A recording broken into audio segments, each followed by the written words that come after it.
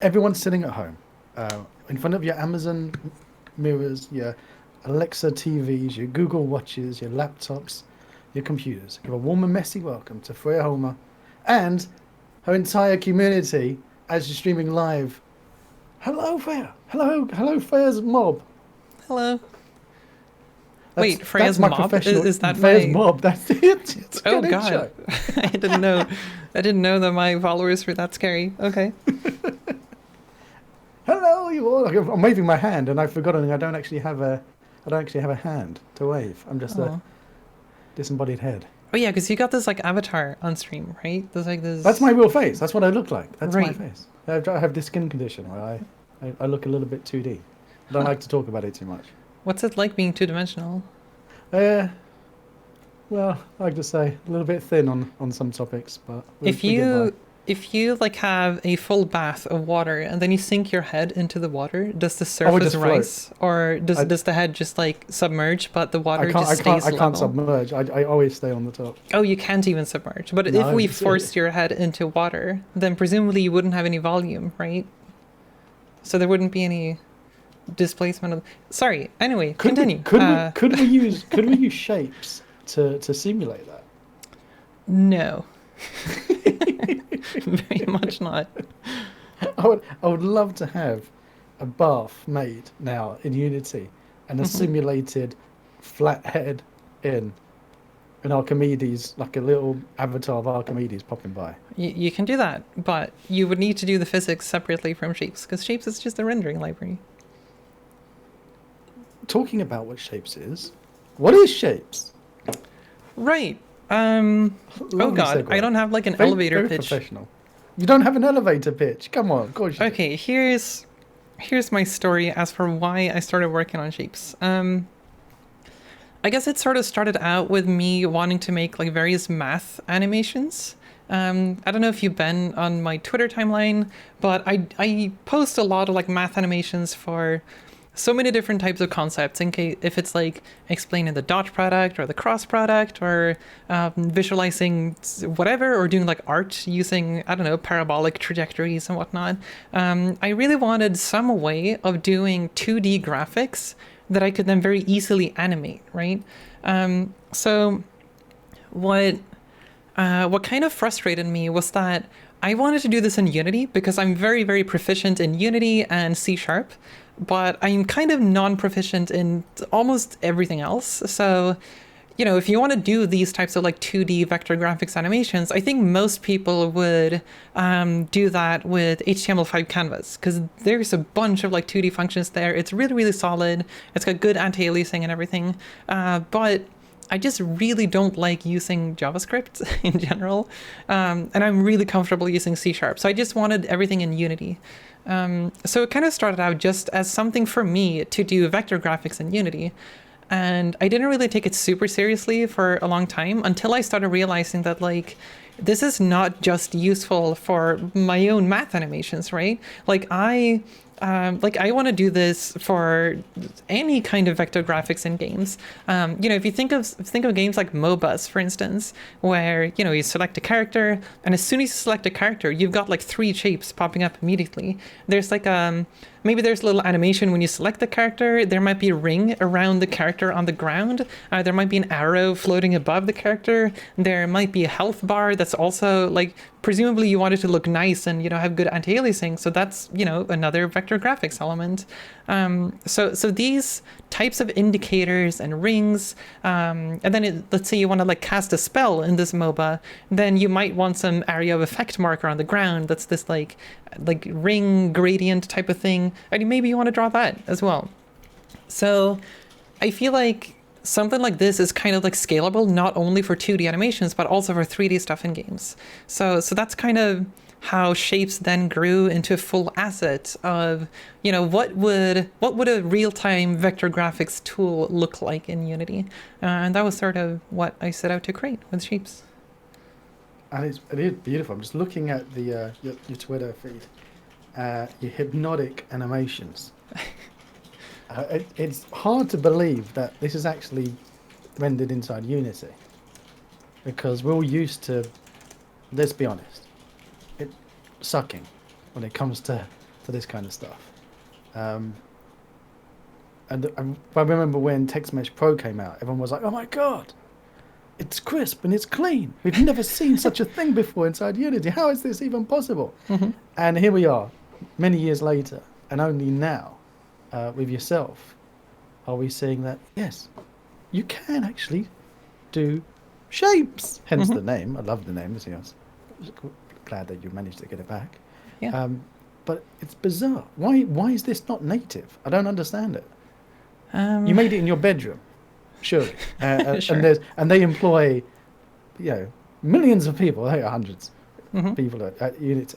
So why is this just not under Why the is hood? it not native? I mean, I was asking myself the same question with Shaderforge. So I don't So know. true. Um, I was going to say let's go into that one in a little bit. But with Shaderforge, they kind of have learned their mistake, Yeah. but a little bit slow. But with this, you would have thought that when they had Text Mesh Pro, somebody would have gone, you know what? Why not? Why not open the door and do much more with this? I mean, I think with So- many things like this, it's not like it's impossible to make shapes in Unity. It's just that it takes more work, right? So if you wanted to make some sort of, like I was talking about, if you wanted to make like a radial disk marker on the ground in a spell, for the MOBA, for instance, then it's possible to do that. It just takes more work. So kind of what tools do in general is lessen the amount of work you need to do. And then also as a secondary side effect, the fact that it's easier to do it means that you can probably find more use cases for it and a bigger audience for it as well. So I don't know. I think there's this is sort of a separate topic, but I do feel that one of the problems with the Unity is that I feel like they don't really make games themselves. Like they make demos, but that's not the same thing as being in an Yeah, actual so true. production, right? And I feel like they probably miss out on a lot of things that developers actually sorely really need because of that fact, right? It's very easy for a company like Unity to jump into something like ECS and be like, okay, this is some sort of optimal data layout for code, and this is like really cool, and things can run really fast. And while at the same time, you have all of these indie developers that are like, I don't really care about this. Like my games run fine as it is. I don't really need this super convoluted, complicated way of doing things. I just want an input system that works, and I want networking that works, right? Like stuff Fix like the that. things that are broken. Yeah, and that's been like, yeah, it's a bit of a problem, but I don't know. But again, that's a bit of a separate topic. I think this is a typical tool that it's not a given that this should be built into a 3D game engine. I think it would be something that people would expect a 2D game engine to have. But for 3D, it's a little more, I don't know, it's not as expected, right? But yeah, I don't know why people didn't make it. I guess it is quite a lot of like intricate work that goes into it. And usually you can like approximate it and, get stuff that's close enough. You use textures or whatever. But yeah. You've got an image on your Twitter. Mm-hmm. It's February the 24th. Yes. I've got it on my screen at the moment, and it's the like Doctor Who kind of wavy. Uh-huh. And I'm looking at that, and I'm thinking, it's all well and good that shapes can do that, but how hard is it for you to be able to do something like that in shapes? This one Like a is complete not new- just shapes. So some of these animations I do like, I do both. I use shapes, and then I also use my recording tool. And my recording tool is basically a slightly fancier version of just it can record frames in Unity. And a lot of those animations, the one you were looking at, where it was like moving through this blue weird shape, that is actually motion blur of a really quickly spinning shape. It's just Ooh. spinning really, really fast. And then the motion blur on my recording tool gives it this sort of like meta shape as you traverse through it. Yeah. Well, that's what most movie effects are, smoke and mirrors. I mean, all of video games is that, so Exactly. Oh yeah, that's lovely. thanks. We've had a brief chat, you and I, where I have alluded to your mathematical geniusness, Oh. to which you've been very modest in saying that you're not, and that No. you don't know maths that well, but well enough for game development, which made me fall off my chair when I heard you say that. I mean, so I feel like in general, I feel like in general, people need to be really careful when they say that they're good at something, because that kind of sets a certain bar and certain amounts of expectations, right? So if I say that I'm good at mathematics, I think people are going to expect me to have like this mathematics degree, and I know all the various sorts of intricate mathematical concepts, right? And I don't. So that's why I just don't have confidence in saying that I'm good at math. But what I can say with confidence is that I'm good at game development. This is something I've done like professionally for a decade, like guaranteed. I know I'm good at that at this point. Otherwise, I think I would say that I have some proficiency in the mathematics you need to know in order to do gameplay code in game development. That I'm pretty sure of. But outside of that, I'm pretty bad at math, I would say.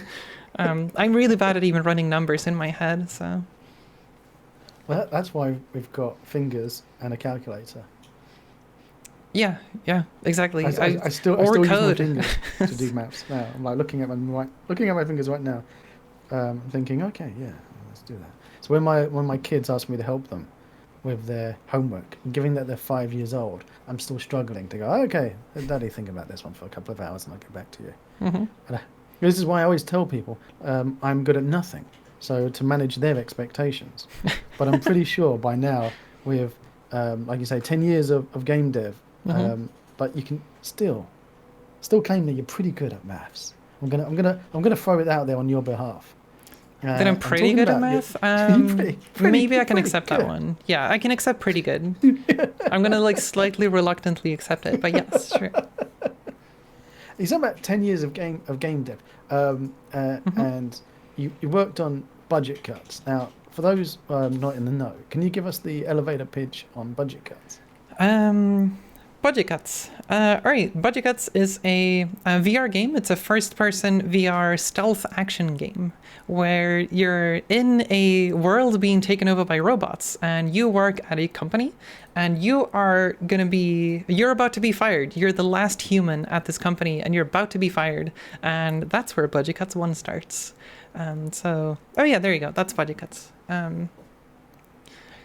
Why are you about to be fired?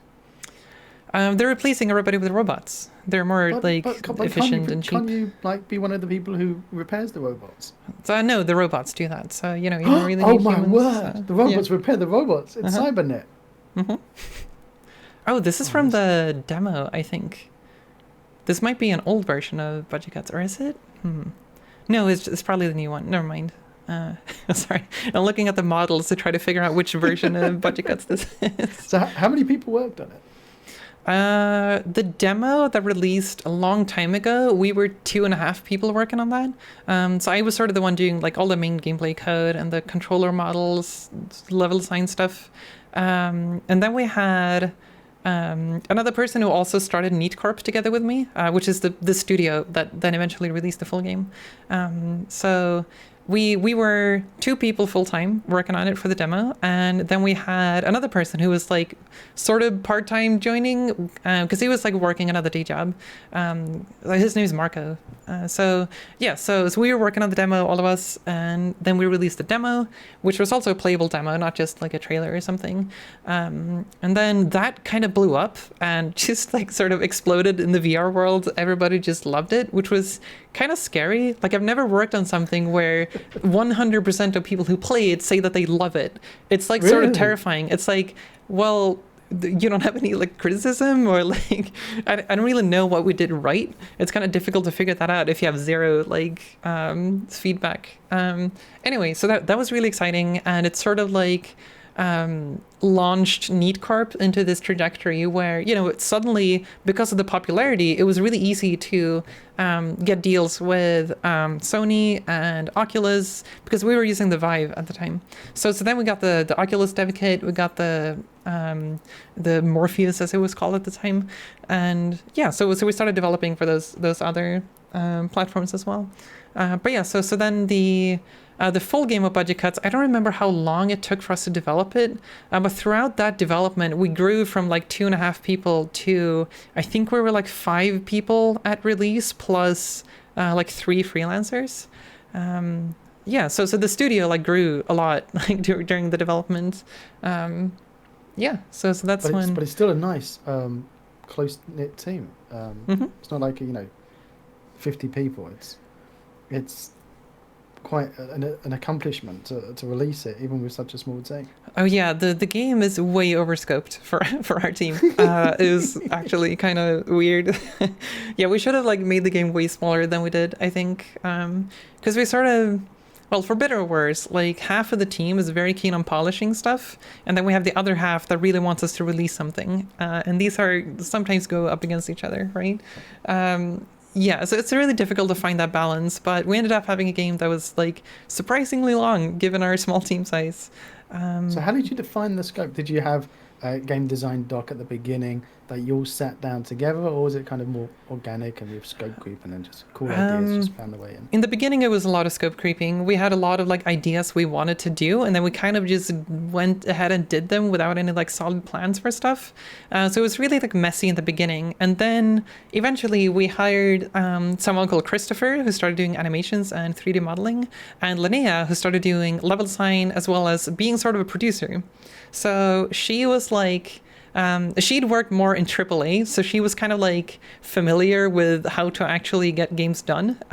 So she was like, okay. Was she pulling her hair out? When yeah, she was like, what are you doing? Yeah, she was sort of like, what is your actual plan? Why are we working on this right now? So she was like super good and like trying to structure everything of, we need to set up what is the actual plan of these levels, what's the trajectory and the story throughout the whole thing. So then after that, we sort of had the full scope of the game. But then, of course, things pop up in the middle of production that you don't expect. You get issues you don't expect, and things take longer. But yeah, it's kind of hard to like predict how long it's going to take to finish something. But yeah. Would you, if you were going to do it again, go in a time machine, would you go that chaotic start again, or sit and go, okay, let's plan it out, be more structured like you were when you grew? That's hard to say. That's really difficult. I don't know what the game would be like given any of the 2 paths. I think something that we probably should have done from the beginning is not to scope creep too much and kind of just make something that's playable and fun as soon as possible. Because I do remember that the release of the demo was really far away from the release of the full game. So I think a lot of people expected the game to sort of be out almost soon after the demo, right? But there was like at least a year between the demo and the full game, because there was so much we wanted to add. But I think there was a lot of stuff we wanted to add that we never added. There was a lot of code we wrote that we ended up not using, which is, I think we used to like blame it on, VR is experimental. We need to experiment with everything and see what works and see what doesn't work. But I think it sort of turned into this excuse where it just, we sort of knew that the formula of budget cuts worked, and I think something we could have done is just like use the existing formula and just make levels and expand on that, right? But I think we wanted to do so much more than that, and then that might have ended up hurting us in the long run because we started doing so many experiments and stuff that ended up not being used. Wow, that's a great insight, because a lot of people don't really appreciate about once you have such a successful demo that you had with all that momentum behind it at the start. If you do leave it like a year, you are at risk of losing that traction that you've got of all that popularity. Yeah, and you do also risk like raising expectations a lot. Like if it took this amount of time from demo to release, they expected it to be like this massive AAA game. Yeah, so there are lots of things you need to like balance there. Oh, that's so true, because they're like, well, you've been working on it a year and the demo was so fantastic. So, and then you explain to people, well, we refactored and changed loads of code, but they can't see the code, so they can't appreciate it. And they go, well, I don't know. It worked. Why did you change it? Yeah, exactly. Which is the same conversations that we have complaining about Unity. It's like, I feel bad for them now. I shouldn't have been so mean to Unity all this time. We don't know what goes on behind the scenes. Could be doing loads of stuff. They gave us this amazing demo, which was Unity 5, Unity 4, and then Unity 5, and we didn't realize that the real product, Unity 2020, would be so far away. Oh man, I feel so guilty listening to you now, Freya. What have I become? I'm still gonna criticize Unity. I don't care. But it's a lot of people sitting in their bedrooms. They see these successful demos, they see these successful games, and they feel inspired, and they want to. They know, okay, I'm in my bedroom. I got a team of friends together. We can do it. We can be the next Minecraft. We can be the next Budget Cuts. We can be, the next big thing. But then there's so many stories and advice that people can get from like just listening to stories like yours that are valuable that you wouldn't really think about. Like, there's no way I previously would have thought about, okay, group full of friends here together, just chaotically putting together our idea ad hoc as we're going along. And then when I'm actually make it into a real game, I can't use any of that stuff that we developed, and you've got to throw it away. Didn't even come into my thoughts that, okay, all of that what we've developed before is disposable. And it kind of reminds me of the agile methodologies, like extreme programming, where if you prototype, you don't even use the same language that you would be doing the final product in, because to force yourself not to reuse that code in your final product. It's got nice thoughts to be having, but when you're in your bedroom trying to make a game, putting it together, I think, like you said, make it simple, keep it basic, release something out there, let people play it, and then, like The Forest did. That's a great, you remember like The Forest, when the Forest first came out, it was very simple, sandbox survival game, no stories, no NPC human characters to interact with, and now it's a completely different game. But they've kept people enticed along the way with lots of gradual updates. Great success story that is The Forest. That works really well for sandbox games and to some extent survival games too. It's a little bit different for Budget Cuts, which, well, it could have been designed in a non-story way, but in this case, it was made into this single-player linear, linear story adventure, right? And it's difficult to do that early access. So I was asking you just, have you got any plans for any more new game projects on the horizon? Well, it depends if you're asking me or if you're asking Neat Corp, I suppose. Oh, now I'm going to ask you. I mean, looking inside your head. Oh, for me.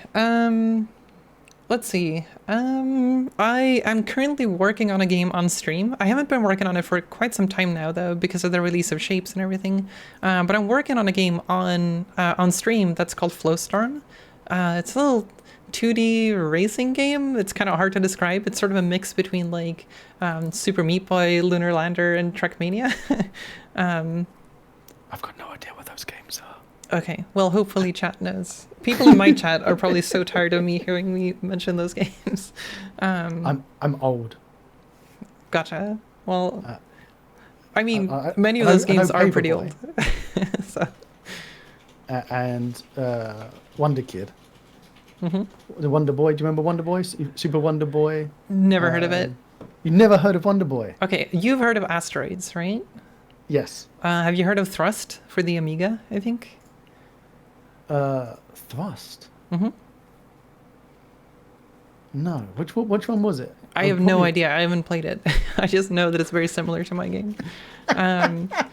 Well, anyway, in Asteroids, you have this like triangular ship, right? That you can like rotate and you can accelerate, right? That's it. Those are the controls, and shoot the little bullets. Is the triangular ship made using shapes? Not right now, no. The game doesn't look like Asteroids at all. It's more like actual 3D graphics and everything. So the game that I'm working on, if you sort of imagine those controls on that little triangular ship, add gravity and then add a track that you can slide on, and then you get Flowstorm. So it's a 2D racing game where you fly with this little rocket and then you slide along various curves and whatnot.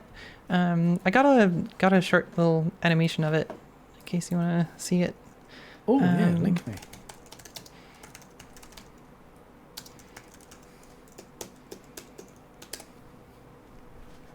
That's lovely. Like, Short like little you're, GIF. you're drifting. Yeah. In that case, it's a weird one where I started adding magnets to the game. Hang on, let's kick this up on the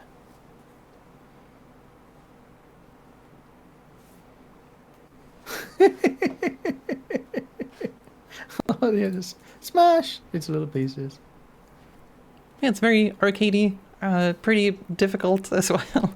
Yeah, so I'm currently So working you're on that. hooking onto the ceiling and sliding along it. Mm-hmm. I want to play that. When's it going to be out? Next week? No idea. Definitely not next week. Yeah, I don't know. It's hard to tell because I'm not working on it consistently, right? I'm now inside of Unity, so I'm showing the Unity. Now this is the demo scene that you've got. Shapes Gallery. Mm-hmm. And I'm going to go make sure it's big, and click play. And I've shoved on a fly cam because I do love a fly cam, Mm-hmm. so that I can actually zoom in and smush my face right into your shapes. Oh, jeez. That sounds very inappropriate. Jeez. It's going to only get worse, Freya. It's Oh, only no. going to get worse. Okay. Now, I love what you've done because if you look here, everyone in chat who now can hear my voice, if you look at Freya's shape, look how clean this is. And what Freya's done is shown you just how pants it could be. Because look at that text on the round. But no, look at that. Maybe I just put the text there to make my shapes look better, just as the contrast. Exactly. That's why my wife married me, really. And she goes out in Jeez. public with me. Oh no. It's exactly the same technique that she uses. But you don't really need to be going out with someone ugly, Freya, to show how good Shapes is, because even in itself, without the blurry text, it looks fantastic. Still waiting for vector graphics textures. Oh, like What do you like mean what's by- in Goku? Wait, what do you mean by vector graphics textures? Don't know. Son Goku, explain yourself, my furry friend. So how, I know. how does- I know Unity has a plugin for SVG. I think that's for specifically importing vector graphics, and then it generates a mesh from that. So Unity does have an SVG plugin, which Shapes is not. Shapes is entirely unrelated to SVG. So please don't request more SVG stuff, please. No more of that. I was going to say, because everyone is used to the that web page with the tiger on it. Mm-hmm. And how many times have you got people asking you to put a tiger on your shapes? They haven't asked about the tiger, but people have been asking about SVG support in general. But then I've been very clear everywhere in all the descriptions of Shapes to say that Shapes is not an SVG library. So I haven't gotten as much of it as of late, which is good. Yeah. The thing is that freaking me out. Look at that. This is look. I was looking at this and goes, oh look, it's 2D stuff. Everything's 2D, just like my face. And then this little section here, 3D primitives. Yeah. Like, hang on a minute. Yeah, there aren't that many 3D primitives yet, but we'll see if people request more of them. Most of what people use it for so far is 2D shapes, and 3D shapes are a bit more difficult when it comes to making infinite resolution stuff. Especially when it comes to curved surfaces, because there's not really a nice way of doing that with polygonal geometry, unless you go into ray tracing or signed distance fields in 3D. But then the problem with that is that you start dealing with very expensive shaders, and you start dealing with a lot of depth issues, because you still want depth writing and reading to be predictable. So it gets very complicated. So right now all the 3D primitives are still just polygons, so they don't have infinite resolution the same way that the 2D shapes do. But yeah, I think it's okay so far. I've considered adding more detail levels and whatnot for those later. Sengoku's explaining himself, saying normal textures for buildings using vector graphics. Right. The thing is that like textures are like fundamentally an entirely different thing. Like you can't really have vector graphics in textures the way the textures work right now. What you could sort of do is have some sort of meta system where, you know, some sort of you can sort of paste geometry on top of wherever your texture happens to be mapped to, but then that needs to be a system that you have, right? Because generally vector graphics need geometry for all the different vector graphics components, right? So yeah, so it kind of depends on how you want to set things up. It's not as simple as just making quote unquote a texture, right? Yeah. I had a question on Discord from Wizards Done Code asking, would you be able to use shapes for doing in-game or in Unity graphs and charts and stuff? Yeah.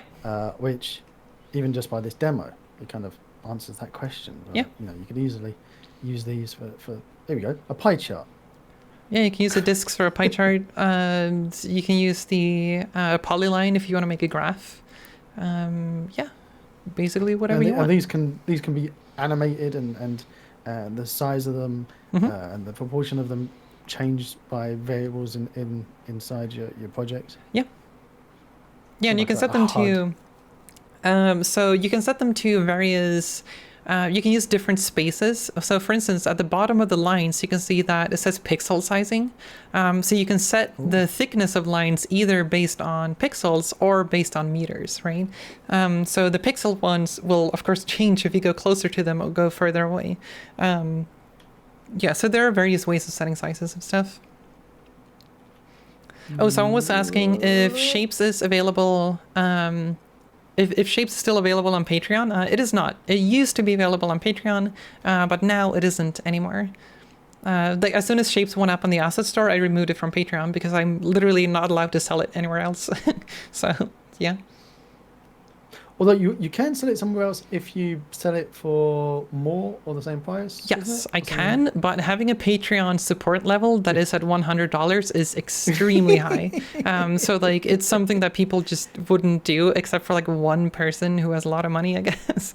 But yeah, so it's just like unreasonable to have it on Patreon.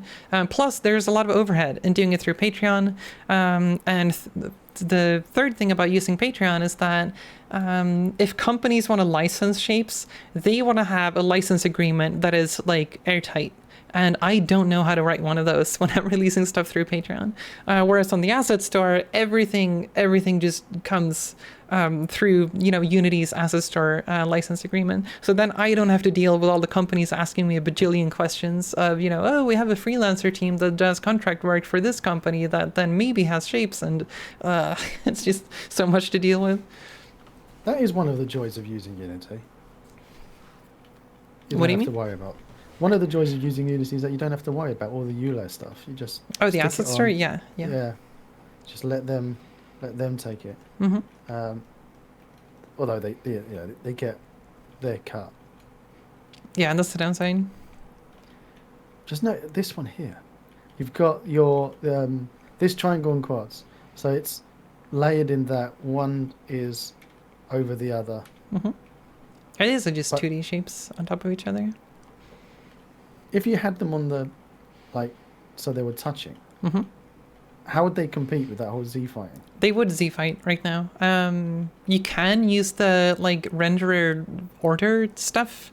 Like mesh renderers do have like a field for setting render order. So if you override the default, then they're not going to Z fight anymore. Cool.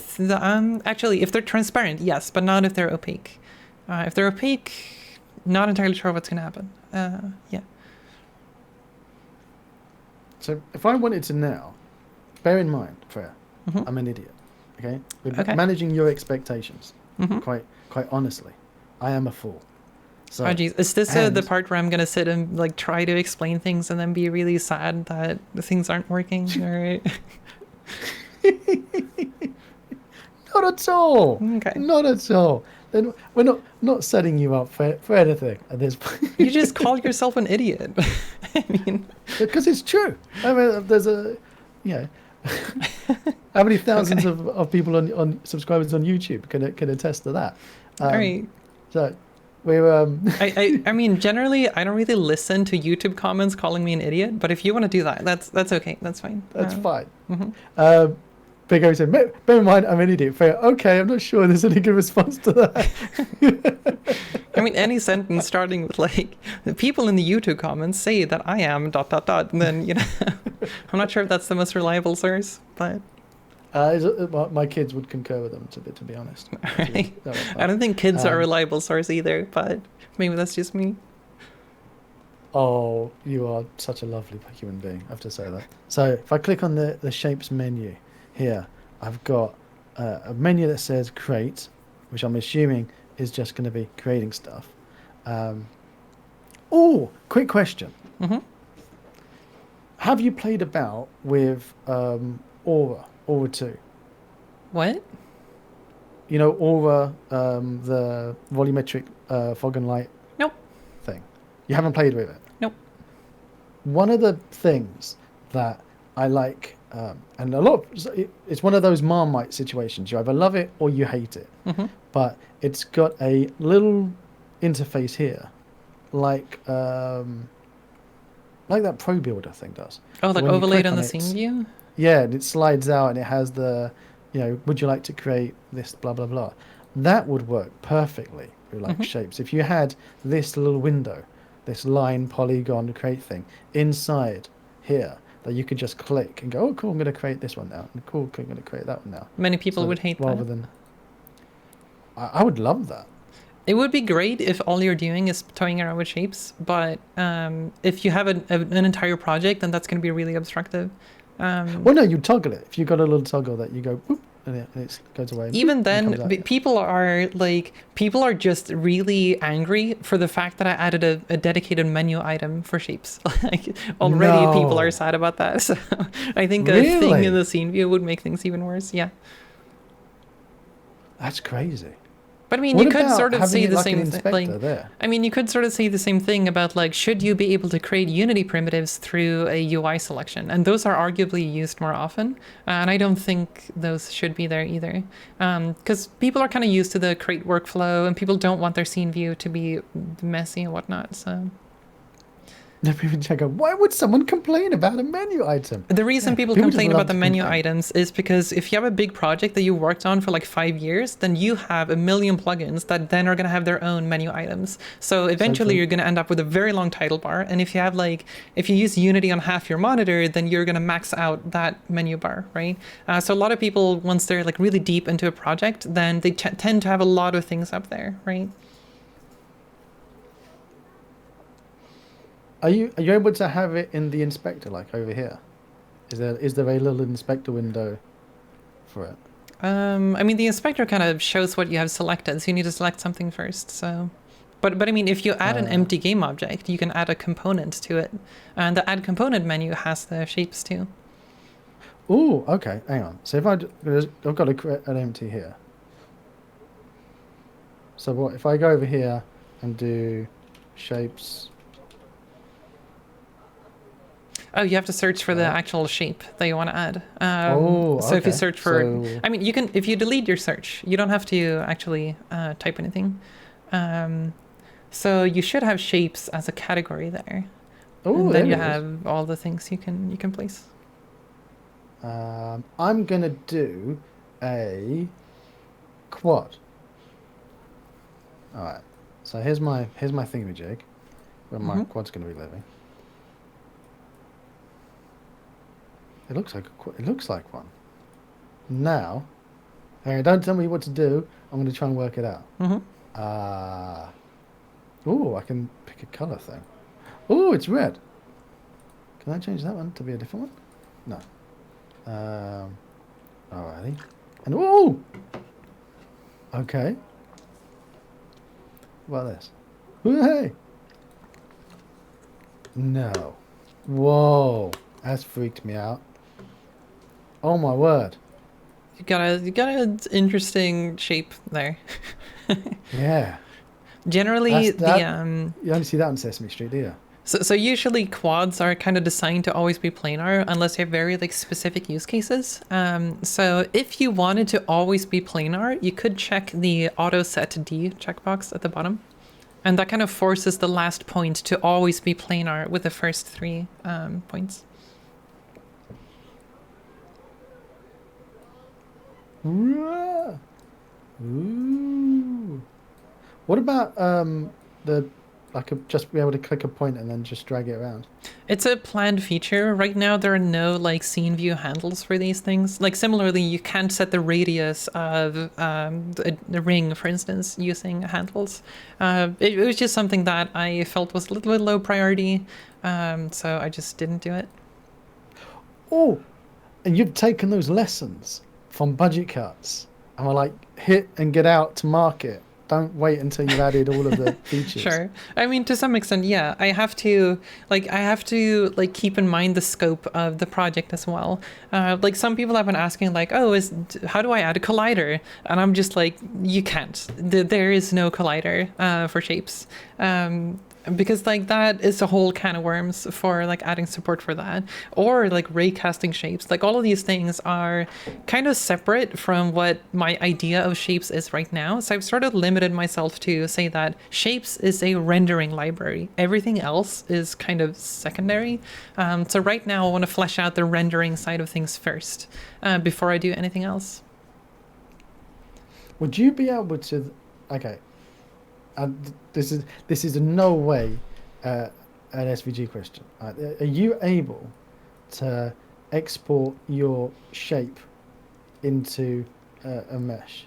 No, that's impossible. Because the kind of the idea of the 2D shapes is that they have infinite resolution, so you can like zoom into each like whatever border you want to zoom in on, right? But there's no way to like export a single thing into a mesh that would use any kind of shader, if that's what you're asking. But yeah. Well, I'm gonna go down a crazy route of if that whole collider question. Mm-hmm. If you're able to make a funky shape, and then it creates it as a mesh that doesn't actually have any render on it, and you just use that mesh in the mesh collider. And then you've got a collider on your beautiful shape that always looks flawless. So there are ways of doing meshes for stuff like this. But the problem is that like it's not just about having a collider. It's also about like the cases you mentioned where I do need to generate a custom mesh. An example of that is if you turn it into a ring instead of a disk, then suddenly I can't just use a circle collider, right? Then I have to use a custom mesh collider. Exactly, and as soon as I do that, the question is, where do I store the mesh, right? The mesh has to be saved somewhere. So yeah. Also, I was thinking about the disk is sort of split up into 4 different shapes. So if you create a disk instead of a torus,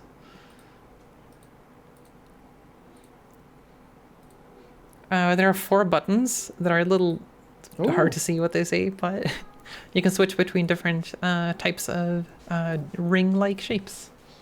Did you design this using the pro version of Unity? I did for the most part. Yeah, I have recently updated all the graphics though, so those icons don't look like that anymore. I remember there was an asset that we reviewed, and the UI you couldn't see anything because they had done it using the pro version. Yeah. And they'd hard coded in their colors of their custom windows. Yeah, that's the worst, especially if you set like text color and whatnot. Then things tend to go really bad. Oh, this is awesome. Look at that. Look at that. Oh my gosh. That's so clean. Oh, wow. Could I actually change this in one time? Yeah, like all of this is dynamic. So you can change all of these things however often you want, I guess. Like changing parameters of shapes is basically free. All you're doing is passing one value to the GPU. So there's nothing, it doesn't have to update the mesh. It's just a shader parameter, which is pretty useful for stuff like this. Oh my word. Oh my word.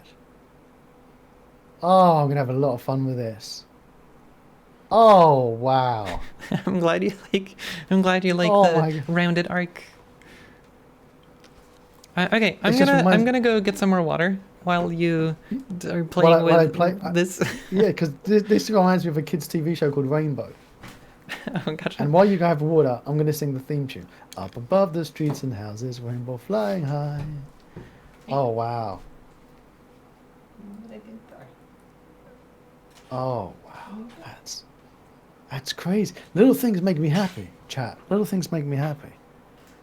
Chat are now going, oh, why can't we go back to where the audio wasn't working? Those were happy days. Happy days when the audio wasn't working. Oh wow. What else have we got here? Instant health bar. Exactly. Instant health. There's so much you can be doing. And wizards. If wizards don't code still in chat. You're asking about using these as graphs and HUDs. Well, there you go. Rainbow. Exactly, wizard. Rainbow. Oh, Jeffrey. Jeffrey, you love vector graphics, Jeffrey, don't you? Oh wow. What's this? Oh, you're changing what you're going to be. Oh, lovely. Yeah, I mean, I should probably change Oh! I broke it. I broke. My radius too small. The radius went too small. Okay, Went I'm back. straight in there. Hello, welcome back. I'm just playing. Oh, Just playing sure. with your pie charts. Although, like, it's hang on. Let me. Can I? Here it is.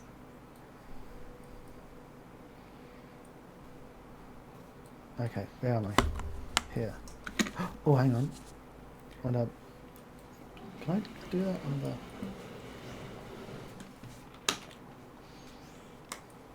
Here it is. You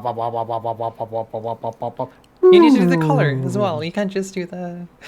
You need to. Oh, wait, you just set the color. Where is it? There we go. There it is. Could you do that for the entire? You can actually make the characters then using shapes. Yeah. Oh wow, Freya, Freya, Freya. Oh my. Oh my word. Very good Oh for my. specifically making a Pac-Man game. Yes. This is because you just read my mind. Uh-huh. Okay, chat. I've been for chat. My chat note. For the last 6 months, I've been basically in a household hell with COVID. We've been trying to move home. We've been we were going to be evicted and made homeless this month. Oh, And no. yesterday we got made good news that we're actually going to be able to move out without being made homeless. So hardly any productivity has happened on my desk, on videos and things, and tutorials and game projects. And now, with this beautiful silver lining ahead, means that I'm now inspired to make a Shapes Pac-Man game. Feel free to. So I'm going to make a Pac-Man game using only shapes. Should So be very no other doable, graphics. actually. Yeah, I guess maybe text rendering is going to be a little bit more difficult, but yeah. All right, Shapes and Text Mesh Pro. Yeah. Sounds good. Okay. Really cool. And Unity. Mm-hmm. And C#. Yes. And Notepad. No, you're not allowed to use Notepad. That's cheating. Okay. Yeah. So what? I inject the code using my thoughts. Yes. Wait, do you write code in actually- Notepad? Hold on.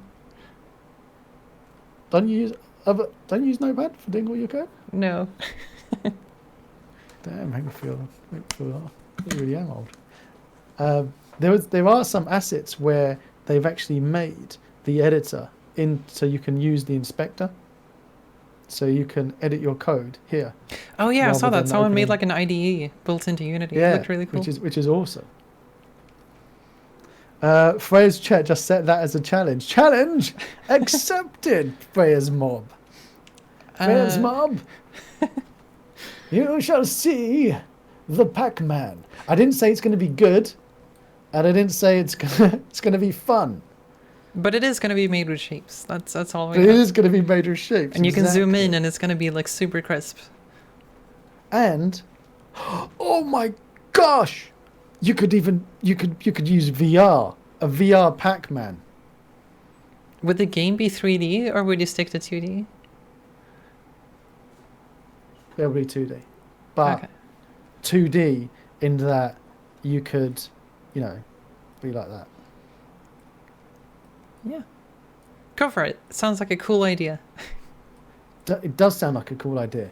And now I can explain to my wife that I must get a VR headset to be able to do this, because at the moment this has been this is the one thing that I haven't been able to get in my arsenal is a VR headset. Hmm. I'm gonna have to show her budget cuts and go, look what they made, and they became multi-billionaires. Am I allowed to ask how much money budget cuts made the team? Are we allowed to ask naughty questions like that? You're allowed to ask that. I don't remember. That's my boring answer. The thing is, like, I generally hate dealing with anything that's related to admin, in terms of like handling salaries for people and looking at your company economics and talking to investors. Like, all of that stuff is just completely foreign to me. But I just want to focus on making my things. Yeah. Did it make a profit? I mean, yeah, we of course, the company grew a lot. The game was finished about, like, I think were we 5 people? I keep forgetting, but I think we were around 5 people full time when the game released. And then, I mean, the company grew to, I think there maybe even 12 people full time now, 10. Wow. I don't remember. And we released Budget Cuts 2 as well. Working on another game called Garden of the Sea. So yeah, There's a I mean, Budget Cuts given 2? that, I'm guessing that we made enough money to hire all of these people. So yeah, I keep saying we, but I still don't work there. I'm trying to get used to it. Yeah. So, am I allowed to ask before I start delving into all of the secrets about Unity? Why did you part ways? Oh, why I left Neat Corp? Sort of twofold, I would say. The one thing is that I started doing a lot of streaming. I started having a lot of projects on my own that I really wanted to dedicate time to. And those things, like having the community on Twitch and doing all of my stuff, has been like really exciting. And that sort of rejuvenated my spark for making things. Because at the end of the production of Budget Cuts 1, I was just burnt out. So I'd been sort of like, I had this pretty bad view of budget cuts, at the time at least, because I was feeling sick of it. Because there was a lot of work by the end of the production of the first game. It stopped being fun. It did, yeah. But anyway, so sort of what helped me recover from my burnout was that I started streaming game development, which the streaming aspect helped me motivate myself to actually do something. And then I could sort of start working on my own indie games again. And that sort of like got the spark back of like, oh shit, it's actually fun to make games, you know? Yeah, so then after that, after I recovered from the burnout and everything, I was working at Neat Corp 50%. So I was doing 50% streaming and 50% working at Neat Corp. And you know, the more I did things on stream, the more I, started interacting with my community, growing all of this, uploading videos to YouTube. Like, I started realizing that this is really rewarding to me. I really enjoy doing this. And it started to feel like going to work was more just work at some point, which was a bit of a shame because it's still, I mean, I was a co-founder of the company. So it's a little weird that I felt that. Yeah, so it's mostly, one of the biggest things was that I was just so excited about so many things that I wanted to do, but working full time anywhere was just not possible, right? Because I needed to dedicate more time to it. So that was the one aspect of it. Are you still there, by the way? Or Yeah, okay. I'm just fascinated. The other aspect of it is that to some extent, I feel like the company sort of outgrew me. We started hiring a lot of people. As I said, it grew into like 10 or 12 people. And I feel like the types of games I wanted to do were generally smaller in scope. and I was not super keen on making sequels to Budget Cuts and like do more Budget Cuts games in general, especially because of the Burnout. It made it really hard for me to work on the Budget Cuts universe, right?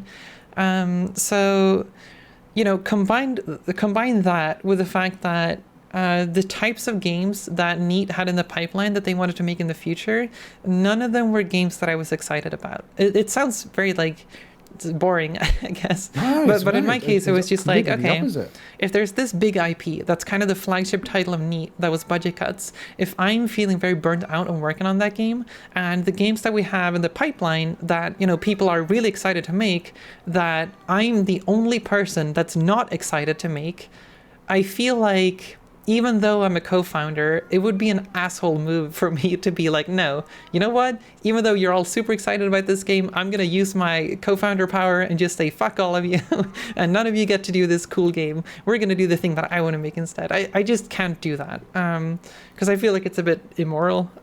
So like these two things combined just made it really easy for me to see that, okay, I don't think I fit at Neat anymore. So yeah, that's the short version of it.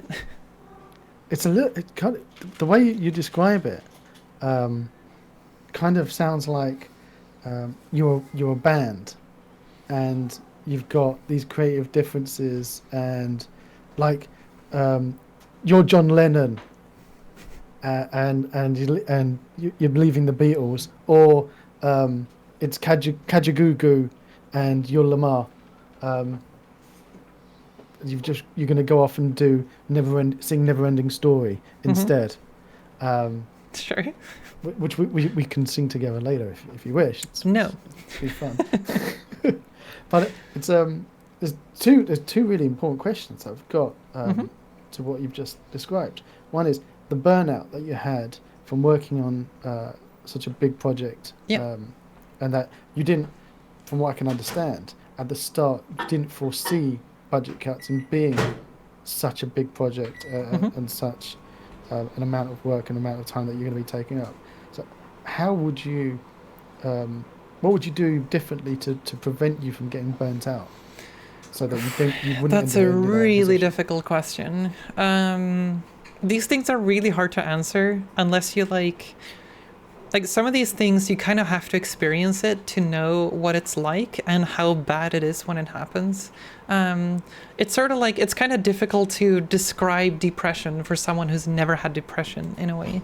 And quite often it doesn't really matter, like the words you say don't really have a weight until people know what it's like to be in a situation like that. So it's just really hard. You know, I could say a bunch of things like, make sure you don't work overtime, make sure you plan things well. Like all of these things everybody knows, and yet burnout still happens. So I don't think there's any like singular advice that I can give that would just like be a bulletproof way to prevent burnout. But yeah, I mean, magically getting more money and magically never working overtime would be the solution, but people don't have that magic wand, right? And a lot of the issues when it comes to stuff like this, when it comes to, you know, crunch culture in general in the games industry, is that it's not always something that's about the legal working hours, right? It's one thing for a company to say, you know, we are only going to work during the regular working hours and then nothing outside of that, right? It's one thing to say that, but then there's the practical reality that is working at the studio, right? And quite often when you are a small team, like we were, when you're shipping your first very big title, the initial release is everything. It means so much. Like all of your entire future as a studio, and by extension your lives, because this is your salary, right, hinges on this. And given those like parameters, when you're sitting there like 2 weeks away from release and you're like, okay, either I can do nothing this weekend and just relax, or I can, you know, have so many more percentage of attention paid to this game, right? And, you know, adding extra features and fixing things that people really would want fixed if the game was released. And then you sort of feel this pressure that is it really okay for me to just be lazy this weekend? When I could add these crucial things in the last 2 weeks of the production, right? And it's genuinely really hard to balance these things because quite often, it's not just an externally enforced thing where there's the big mean boss that says now we need to do crunch. Sometimes it's kind of self-motivated. You yourself are feeling like morally pressured to do the work, right? And I would say that is harmful. It's really important to recognize that these things are something you have to avoid as well. But it doesn't really matter how much I say that. I think a lot of people just have to. It sounds really bad, but I think I don't think there's anything I can say to someone to prevent burnout. Outside of things they already know, right? So yeah, it seems a little hopeless and a little, I don't know, a little cynical maybe. It's very important that for people understanding that you've described that guilt of okay, it's the weekend. I want to just relax. Yeah. But now you're actually inflicting guilt upon you, where you're saying I should be working on the project instead. But you don't have people above you telling you to do it. I would also say that it's still bad, of course, to have people above you telling you to do it. I'm not advocating for crunch. I think crunch is a horrible thing. But sometimes it's also your colleagues that are not above you, just people on your team, for instance. If you have, this is actually an action you can take as a studio to make crunch culture not fester that as much. To make sure you don't write to your colleagues or contact your colleagues about work stuff during weekends or outside of work hours, I think is really important. Because as soon as you start talking work stuff with your colleagues during weekends, you are sort of saying that these hours are valid for working at, right?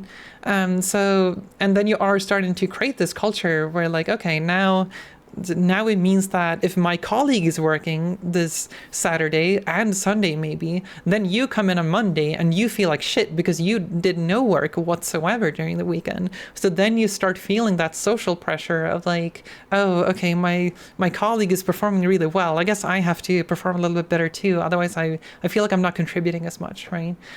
So I sort of I think it's really important to be proactive about these things and make sure you don't contact colleagues on weekends or after work hours.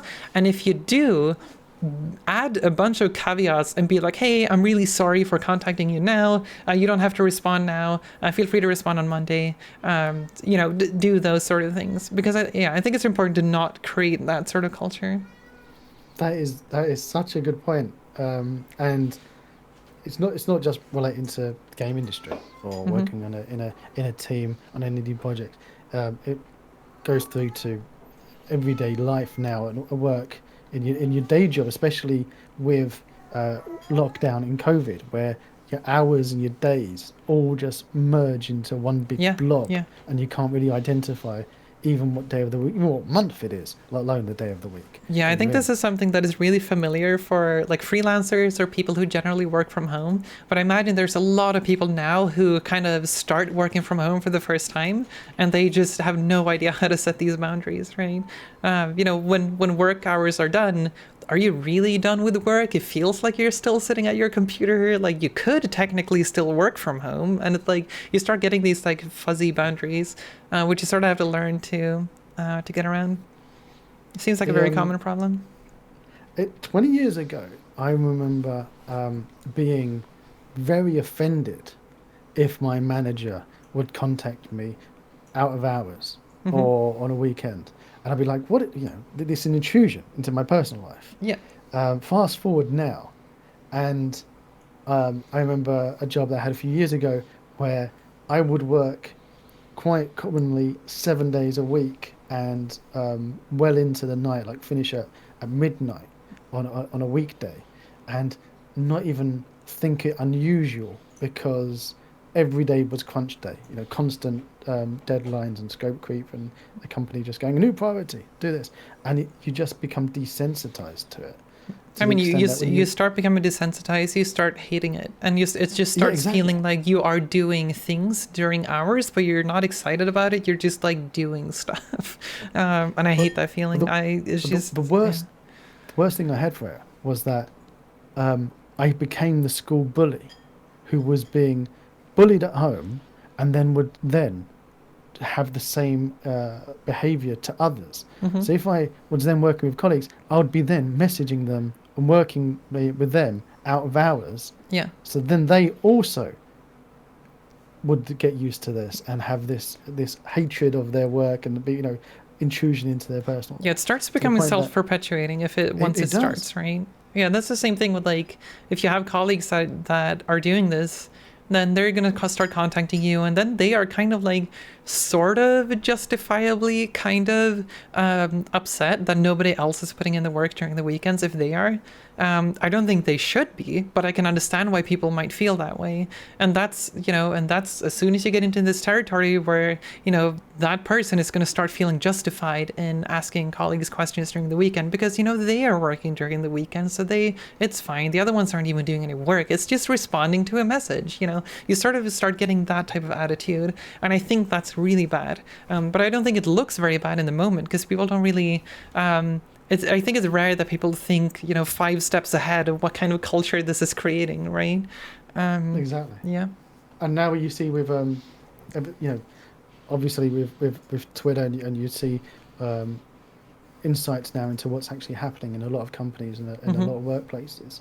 Um, it's very easy for these small cracks to start appearing, and nobody realise the damage that they're causing Hmm. until a few years in, and the entire foundation of your building is destroyed, and it will come crumbling down and basically injuring and killing everyone who's been inside that building.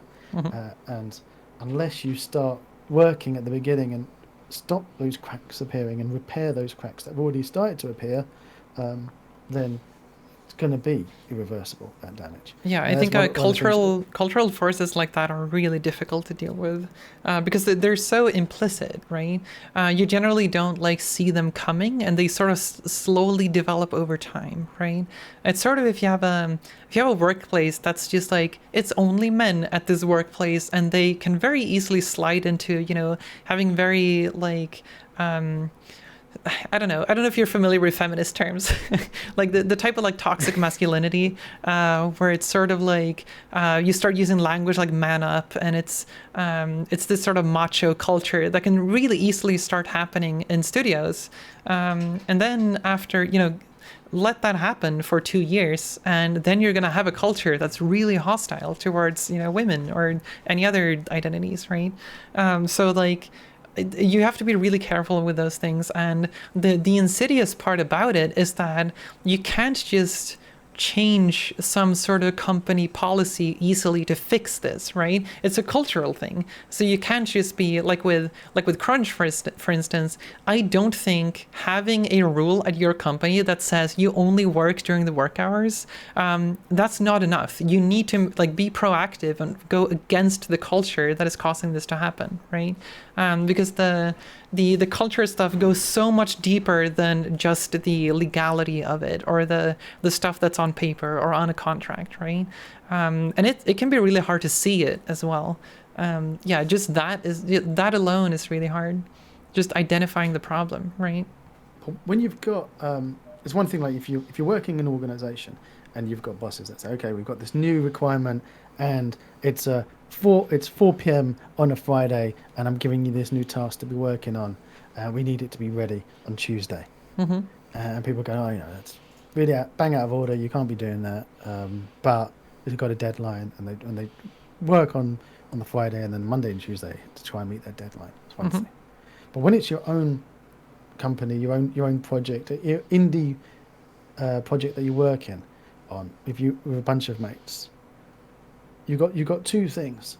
One is that okay, if you're working without any real restrictions in place into okay, we're in a company working together, so we need to meet these deadlines. You're a bit more free, you're a bit more loose, Mm-hmm. but also it leads to a bit of complacency and everyone gets a little bit lax and lazy, and they go, okay, we don't actually need to meet a deadline. I'll do this next week, and their Yeah. deadlines get missed. People aren't really working at the same pace, and then you are also getting resentment from people who are saying, well, I'm doing work and doing my stuff, but you're not doing yours, and now we're late.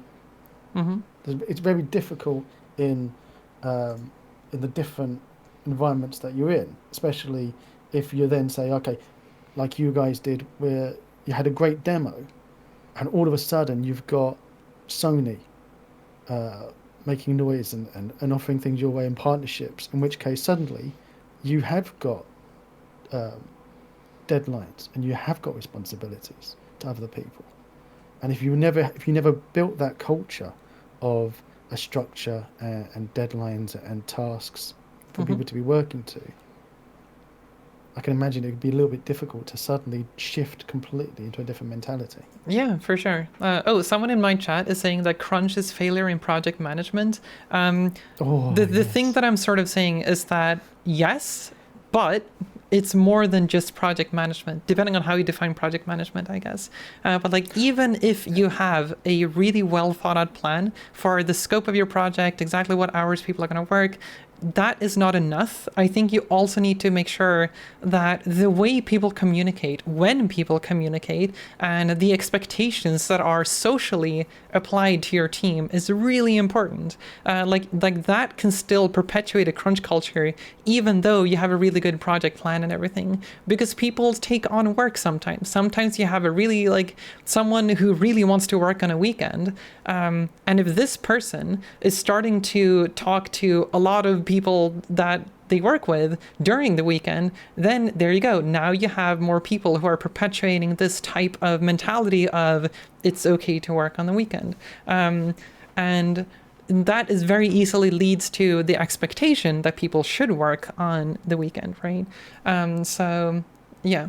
Did you find that was happening a lot before you left, which aided towards your burnout? Definitely, yeah. Like especially at the end of Budget Cuts 1, where my burnout was the worst. Yeah, absolutely. And I mean, I also worked on weekends for a while until I think the last 4 weeks I was so burnt out that I just told everyone that I'm just not going to work on weekends. I feel shit. And yeah, so like during those weekends, I just like, I don't know, ate food and watched YouTube videos. I couldn't do anything else basically. So what you thought you had to actually Um, justify why you wouldn't be working on a weekend where I you mean, I weren't didn't have to actually justify expected to it. work I on a just weekend? felt like I should say something about it. Um, I don't know, because a lot of other people were working on the weekends. And I think, it was a deadline and it felt like it was reasonable to do that close to the deadline. Like, it's hard to argue against it, right? So I think, and also to clarify, I'm not like saying that you should never ever work outside of work hours. I think that is okay. You just have to be really careful what kind of pressure you're putting on your colleagues. That's all I'm trying to say. So like, if you want to work on If you weekend, rewind like, back to Budget Cuts the demo, mm-hmm, um, that atmosphere and you meeting that the guys and the gals and the team meeting the the release of that demo, mm-hmm. did you have that same kind of crunch then, or was that Not only afterwards? really. I mean, the demo didn't really have a release date that was like specific, as far as I can remember. That was more like we were trying to, make a short experience that was going to be cool. That was basically our idea. We didn't like have a super solid plan for that, and for the most part, it was mostly me just working on it. So there wasn't like any other people to put pressure on me. But yeah, of course, I did work a lot on it, but yeah.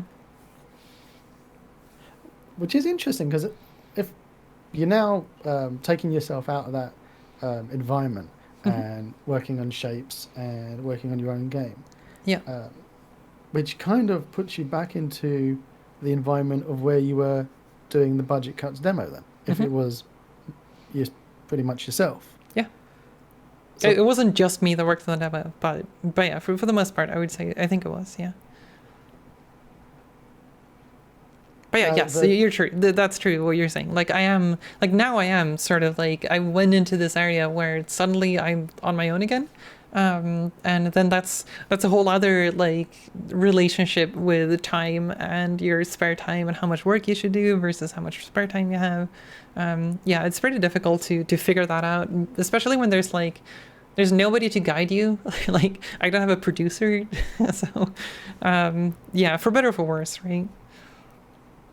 Would you get a project manager to help you in your own projects?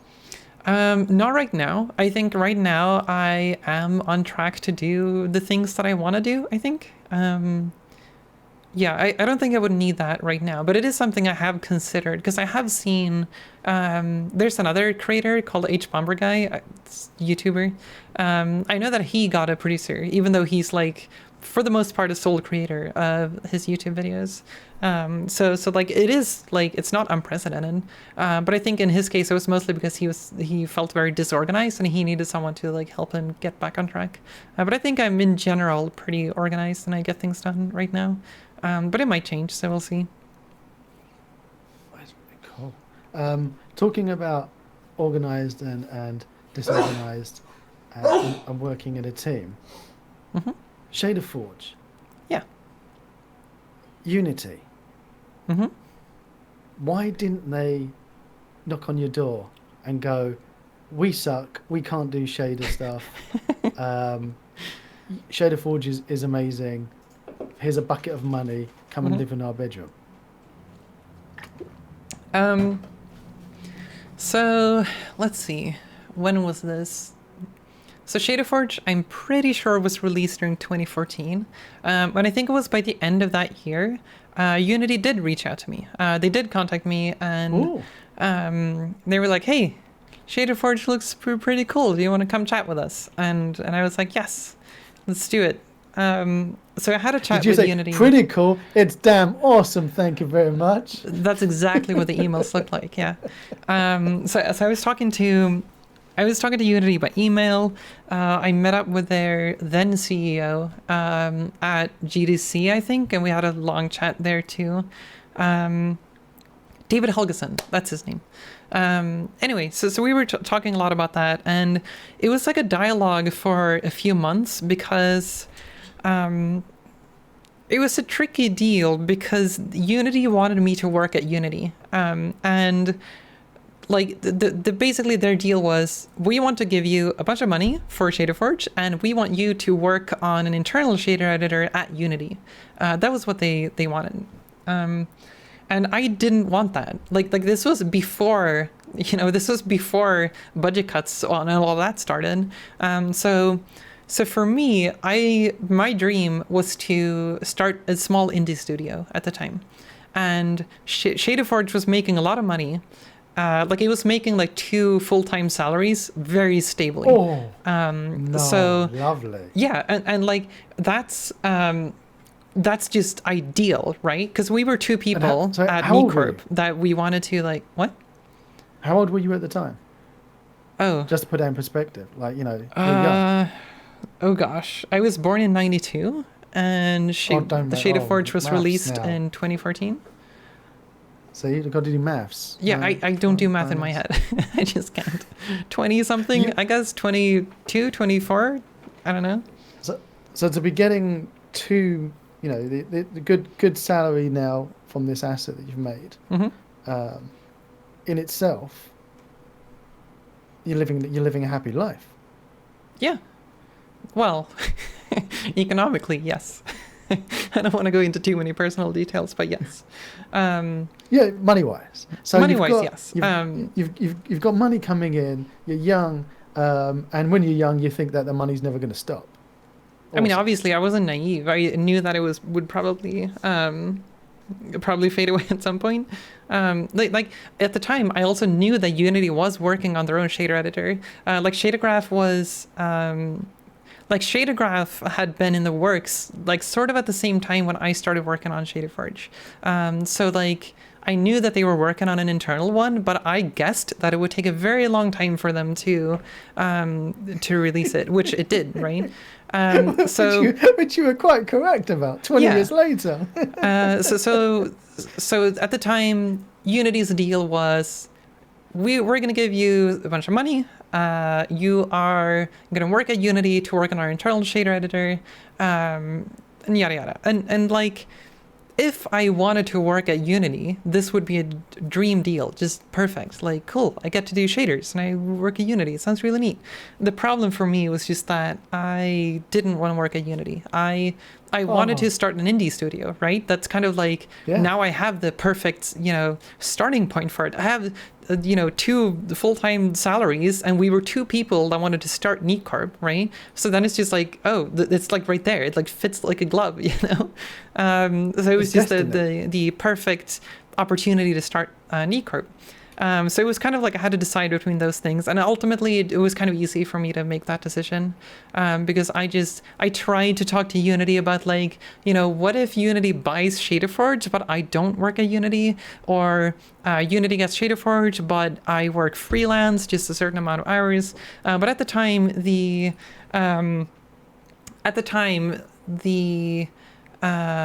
was I going to say? They didn't want to. At the time, they didn't have people who worked part-time. They only wanted to hire full-time people, and they didn't want to hire freelancers. So like that was just kind of out of the question. So then it was just like, okay, well, then there's no deal, I guess. It was sort of just like... That's like biting the nose to spite your face. Or cutting off your nose to spite your face even. I mean, it was just like, for me, crazy. And it was mostly like, there's no like animosity between me and Unity. It was just that the deal didn't really work out for any of us. And then we just ended up not going through with it. So, which, I mean, that's fine. But they didn't want to make an exception to go, okay, normally we don't do part-time people. No, they didn't want to do that. Which I can sort of get. Like, my code base was garbage, and like I can imagine that people would want to, have someone who knows all the code. Otherwise, it's going to take ages for like your engineers to get into the code and whatnot. Which so I get it. But it just didn't work out, right? Oh man, could just imagine the world in which we would live in now, if things had been different. There wouldn't be any budget cuts, probably. So. Oh, so true. So basically we ended up not reaching a deal, and what was kind of neat was that the money that ShaderForge made in the long run was more than what their deal offered anyway. So so it worked out well. Really? I mean, how far at the start did they offer the deal then? Because they should have been able to see the sales that you were doing and do the projection of how much you but I mean, they probably offer way less than it's worth, right? And then they would probably expect me to, I don't know, what's it called, negotiate all of this. But I mean, I was just one person, and I don't know how to negotiate. I hate everything legal, and it's just garbage. So I ended up just like... we just ended up not reaching a deal, and then everything with Neat Corp began, and then we started working on budget cuts and all of those things. So, yeah. I can't lie to you, Freya. I was hoping for there was XYZ happened, and here's some juicy gossip of why Unity. You just get the like mediocre reality. Yeah. What do you think of shader graph? Almost never used it. Seems cool, I guess. I hate the fact that they used the wrong name for their view direction node, but other than that, it's pretty cool, I guess.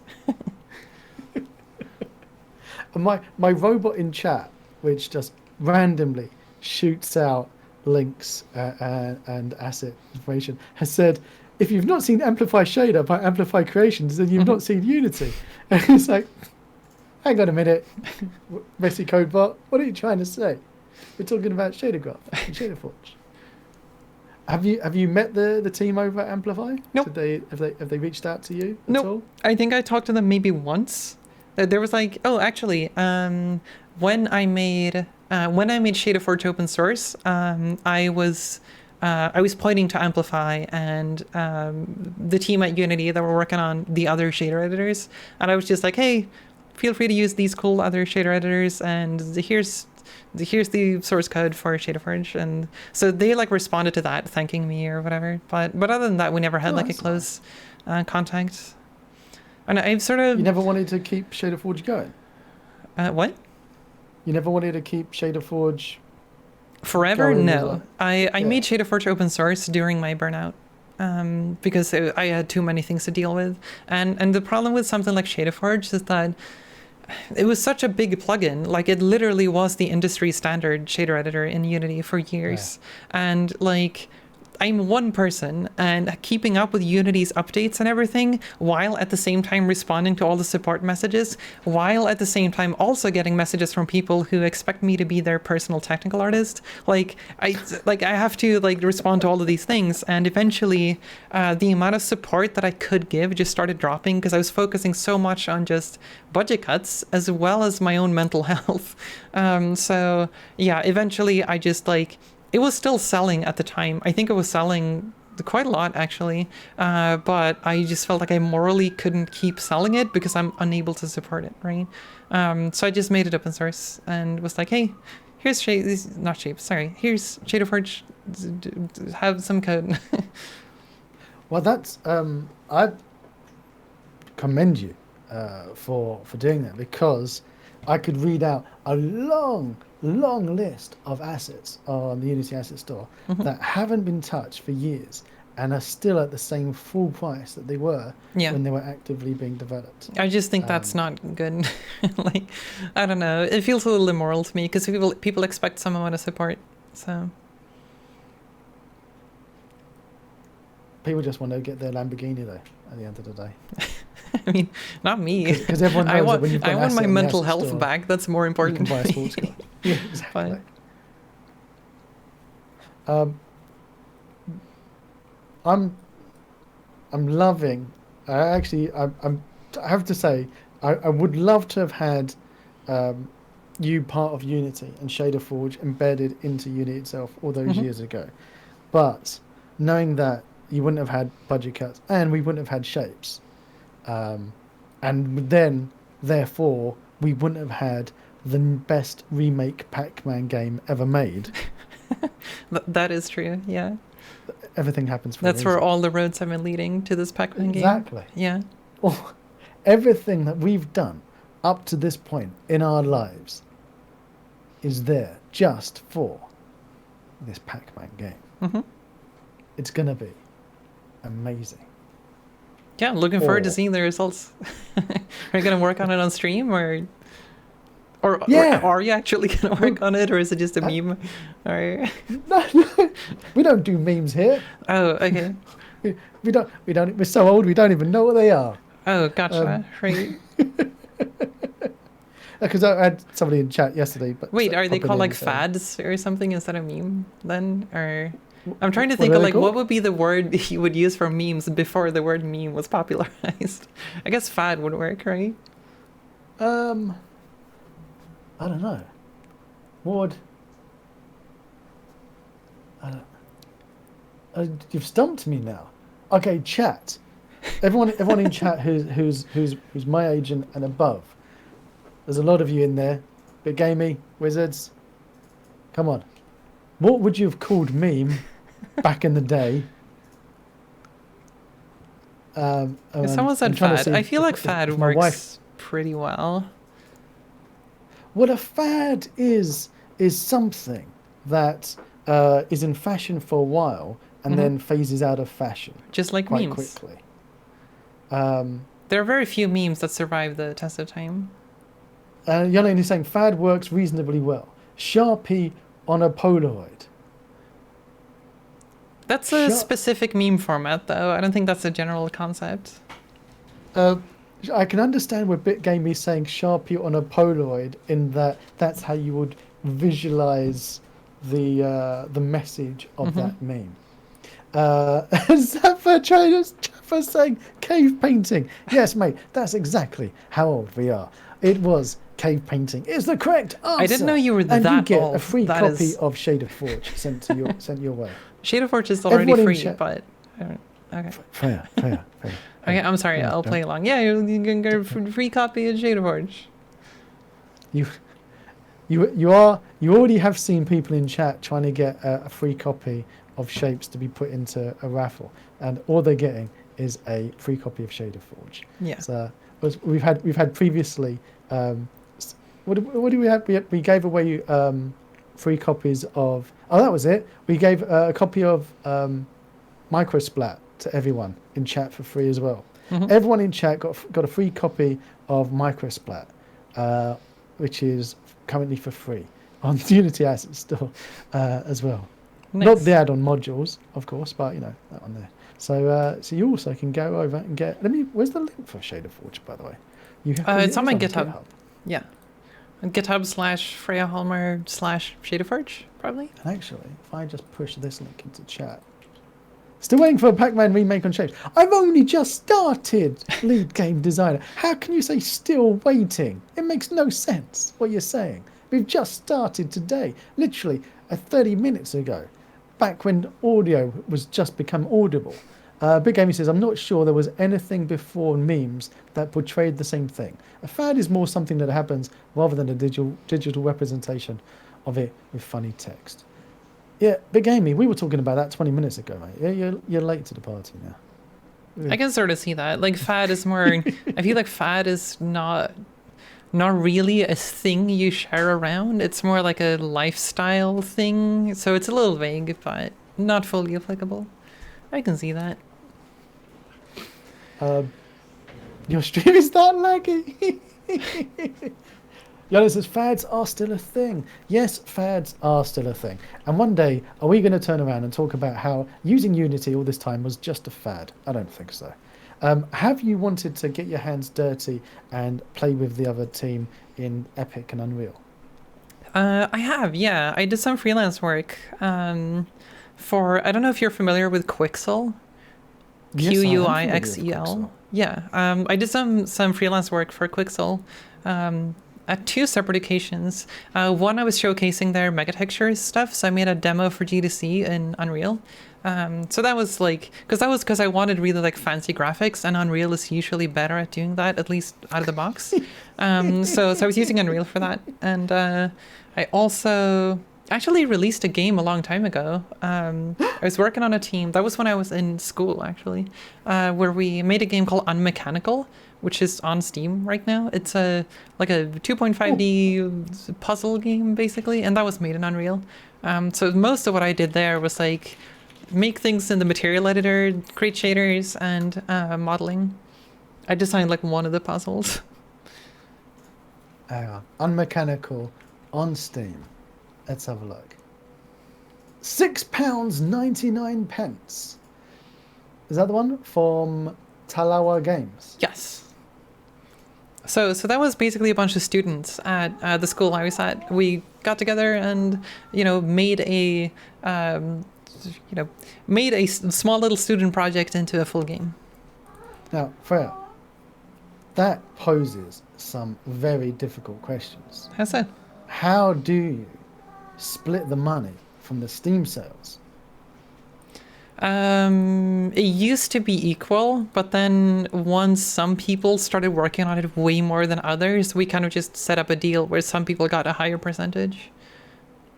Because it's still for sale now. Are you still splitting that cash now? Or have most of you forgotten about it and one person's sitting there going, yeah, baby, another £6.99 I think it used to go to the company at some point. I don't remember exactly what our deal was at the end. I forget. It's such a long time ago. Yeah. You've still got, look, let's have a look at the top. It is very positive, 267 reviews. Wow. Very nice puzzle game. Takes at 1 to 1.5 hours for normal, and again, same for extended playthrough. Okay, that'll take me about 2 weeks to complete that then, I'm pretty saying. This review really pains me to write, but here it goes. This game is an awesome, charming puzzle game. However, the entire game took me just over 2 hours to complete. This includes extended DLC for 15. You made DLCs for it as well? I didn't work on the DLC. Oh my word. A school project game that includes DLCs is amazing. Well, there isn't a video. How can I see it? I'm going to have to YouTube this. Did we never make a trailer? That's a marketing failure. You have to go to put that in YouTube. YouTube. So, advice to all those little kids now.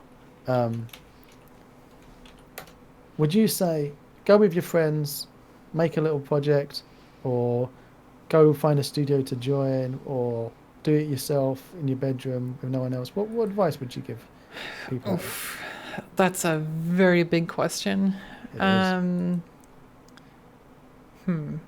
You're not showing the trailer on stream. Oh, there we go.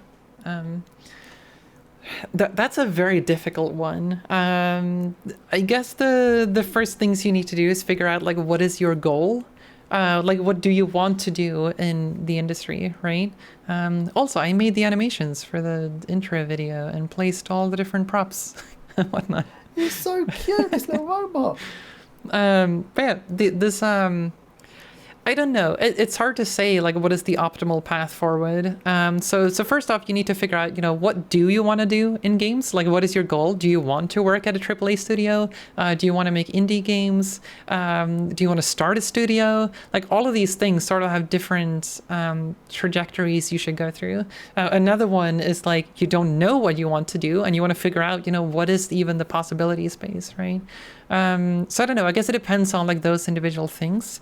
But I think in general, when it comes to like getting into possibly any industry, but especially the games industry, like doing things, making games is one of the best things you can do in order to become better at making games. It might sound like almost like it's just trivial advice, but I think some people get very stuck on like reading up on a lot of like game design books or reading up on a lot of theory and watching a lot of like game design YouTube videos or something. But ultimately, if you're not making games, you're not really practicing a craft or a skill. So I think you sort of have to do that in order to, not only read about or intellectually know about things, you also have to have experience doing those things. I think that is absolutely crucial, especially if you're getting into indie game development, especially if you're doing coding. Knowing these things is really important, I would say. That's the most generic advice I can give. I mean, that's great advice because also, I suppose, with people who are thinking too big and just wanting to work on an MMO in their bedroom as their first project rather than trying to do something small. And I mean, lots of small things. If you want to work on an MMO, that's fine. I mean, there are a lot of studios that do make MMO games, right? Then you just need to cater your path and your trajectory through your career to that, right? If you're 100% sure you want to make MMOs, then starting smaller projects that maybe you set up a bunch of quest lines, maybe you design a bunch of monsters or something, like all of these things can then sort of accumulate into knowledge within the field you want to study for, right? Yeah, or if you get mod games, modding is usually a very, very good place you can get started in order to, get familiar with certain types of genres. Like, for instance, if you played Team Fortress 2 and you made a lot of levels for that, then you're starting to get familiar with that type of environment, what it's like to be a level designer for these games.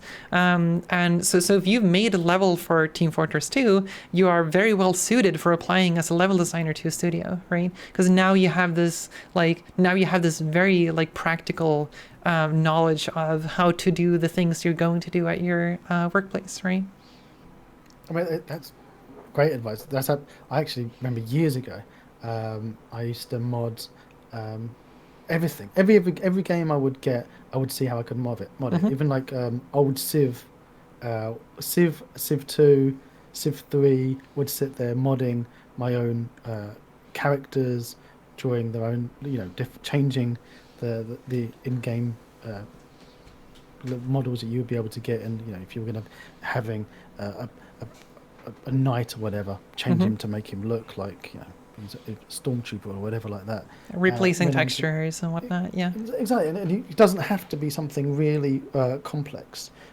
Also, I went crazy and started doing Unreal Tournament mods and things like that, which was great. Yeah, But I made never Unreal thought Tournament of it levels too. at the time. So. You just do it for fun. You don't think, I'm going to now work in the industry. But it was a lovely little story from the guys over in Cincy Studios, because everyone talks about how amazing their demo scenes are and how they've got these fantastic demos. Well, one of the guys in their team, he started off doing Quake mods and Quake maps. That's what he used to do. Mm-hmm. Those little Doom and Quake maps. And he started working at Cinti. When he got that experience of what it's like to actually create these big maps from doing that, and their stuff, even in itself, their demo scenes it's like playing a game. It's fantastic. Yeah. People in chat saying, great, best advice, just start doing. Exactly, just start doing, start playing, get your hands dirty, start doing things. And even if you don't succeed, start doing, you fail, doesn't matter, you've still learned something. The best thing about doing something and failing is that even in failure, you learn what went wrong and what went right. Yeah, for sure. You're never going to be 100% wrong. You always did something right. And even when you did something wrong, it means that you learn, don't do that again, because also, that was the wrong thing. You have to get used to never being 100% correct either.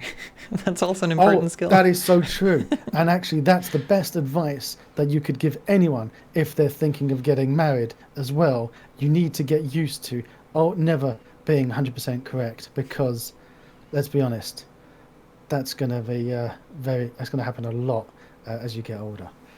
I mean, in general, that's like, if you have expectations of anything in life to be absolutely perfect, you have way too high expectations. So, yeah. Unless you're Elon, in which case, there's always exceptions to the rule, aren't there? Well, I mean, definitely not perfect there either. Yeah, but he wouldn't admit that. Definitely not. So there you go. That's one flaw.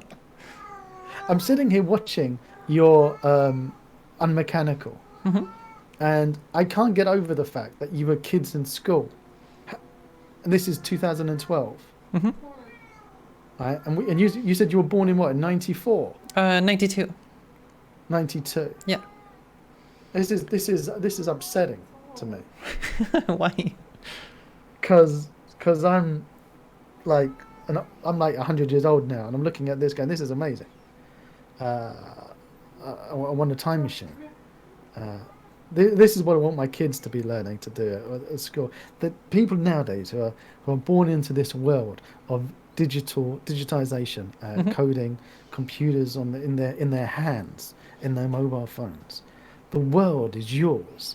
There is nothing you can't do other than your own imagination is your limit. Just, oh my word.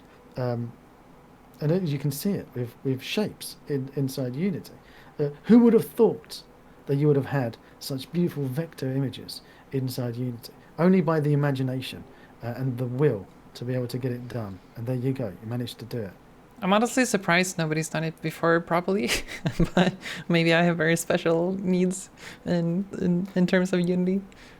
But there's a lot of things that surprises me. One of the things about Unity, it kind of feels, because you touched on it earlier when you said they don't make games, and this is one of the criticisms we have regularly.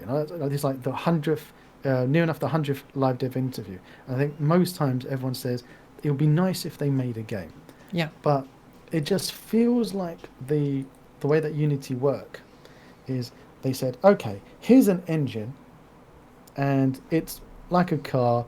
You've got a chassis, and you've got wheels, and you've got an engine in that car. Yeah. We're not going to give you any seats. We're not even going to put a body on the car. And it's up to you all out there to just put whatever you want on this. And if you switch render pipeline, the car is now pink. Exactly.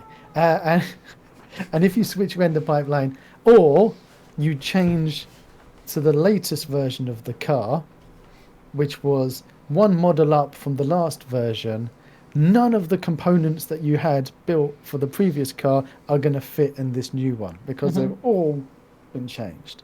But it kind of feels like that was their process, is that focus on building the core foundation and let the community build all of the bells and whistles. They would then get a cut of the money of them selling it on the store, and therefore they're still getting funding without needing to do the work. Is that fair, or am I being harsh? No, to some extent, I feel like that's true. I don't think it's necessarily bad though. I feel like the people making assets are kind of going into this market willingly. So I don't think it's that bad. You can, of course, frame it as like, I don't know, Unity wanting people to do unpaid work or whatever, but that's not really a fair characterization, I think. No, because you're getting paid when people buy your assets. So yeah, there is that. yeah. But yeah, I do think that the problem is that the problem for me is a matter of perspective, right? If you fundamentally, being a software engineer writing a game engine is a fundamentally different job than being a game developer, right?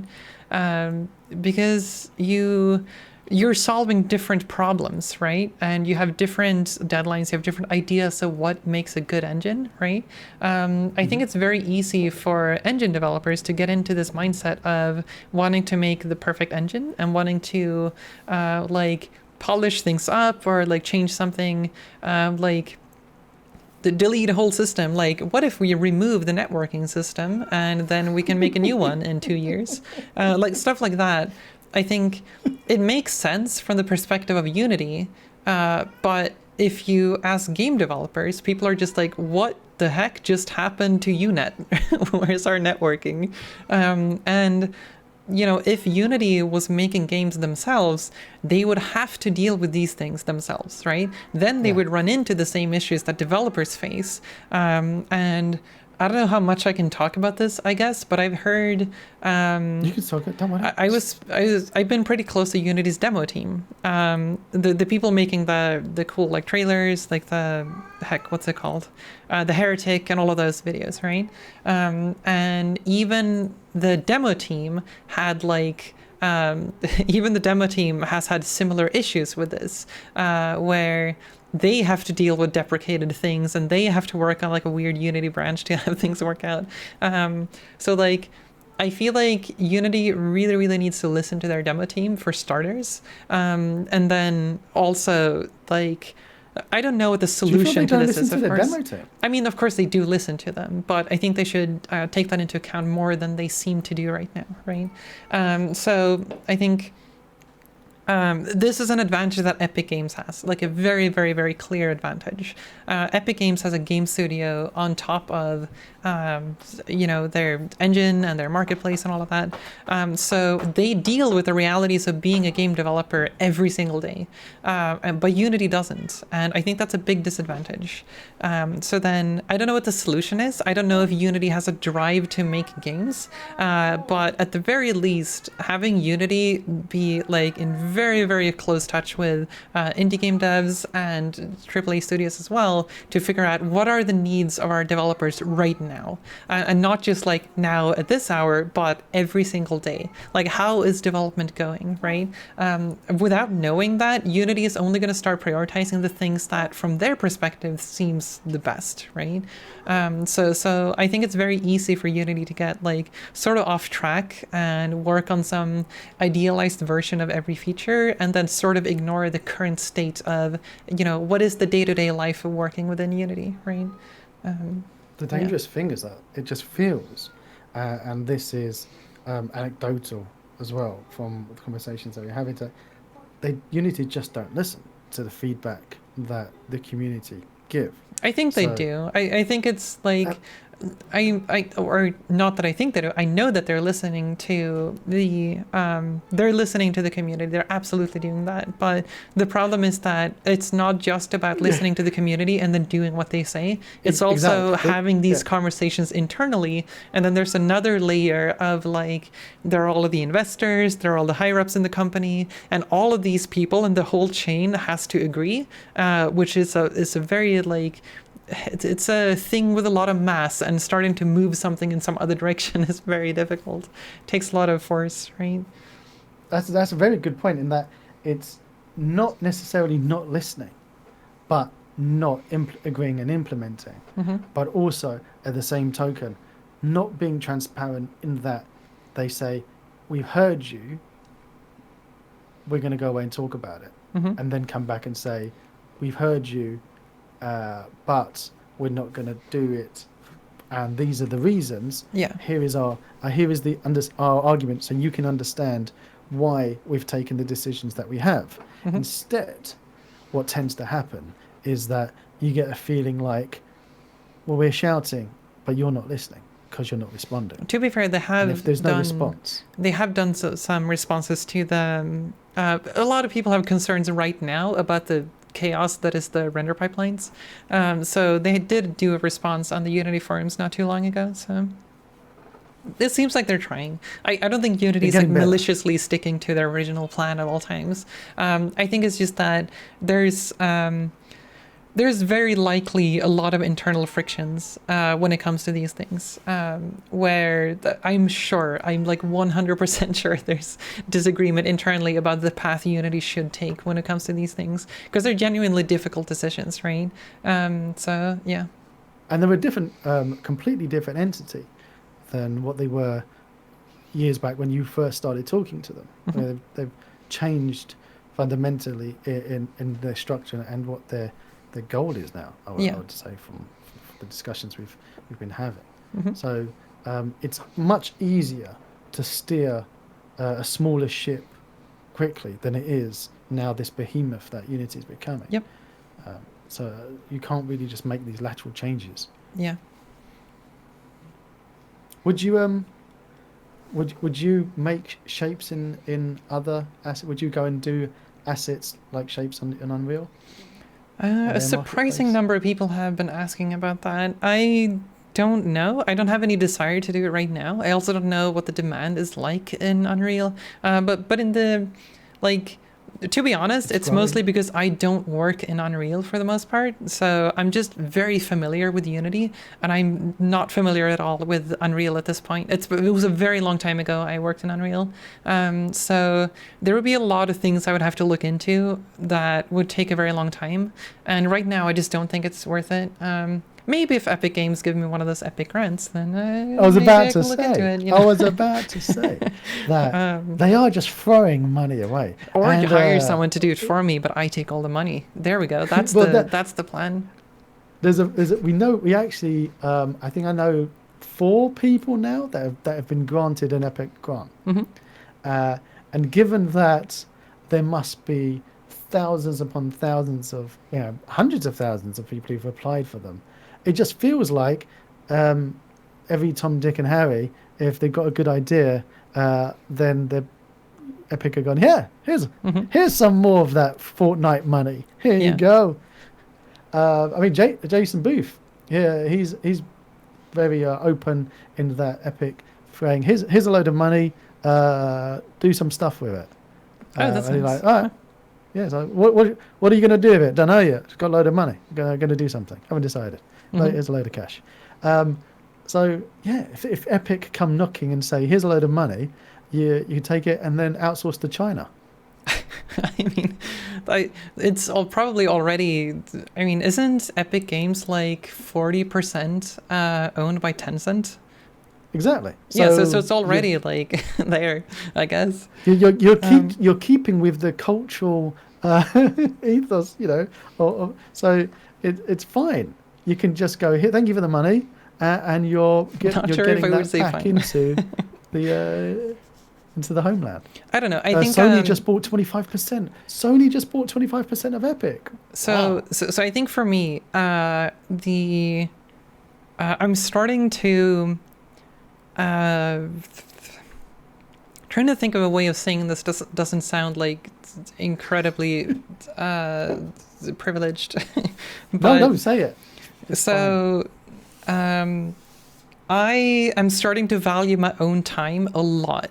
You should. Because I'm now like starting to move into a place where I'm like financially secure.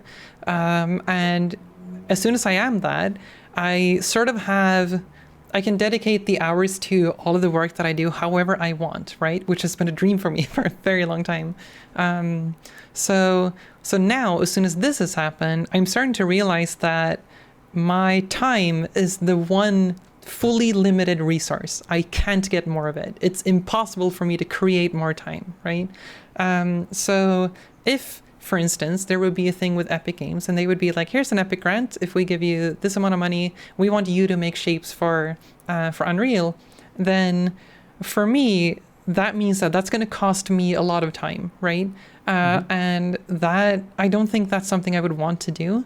I've been like for the past I think it's the past month actually has been the month where I now went into a place where I am fully funded by Patreon.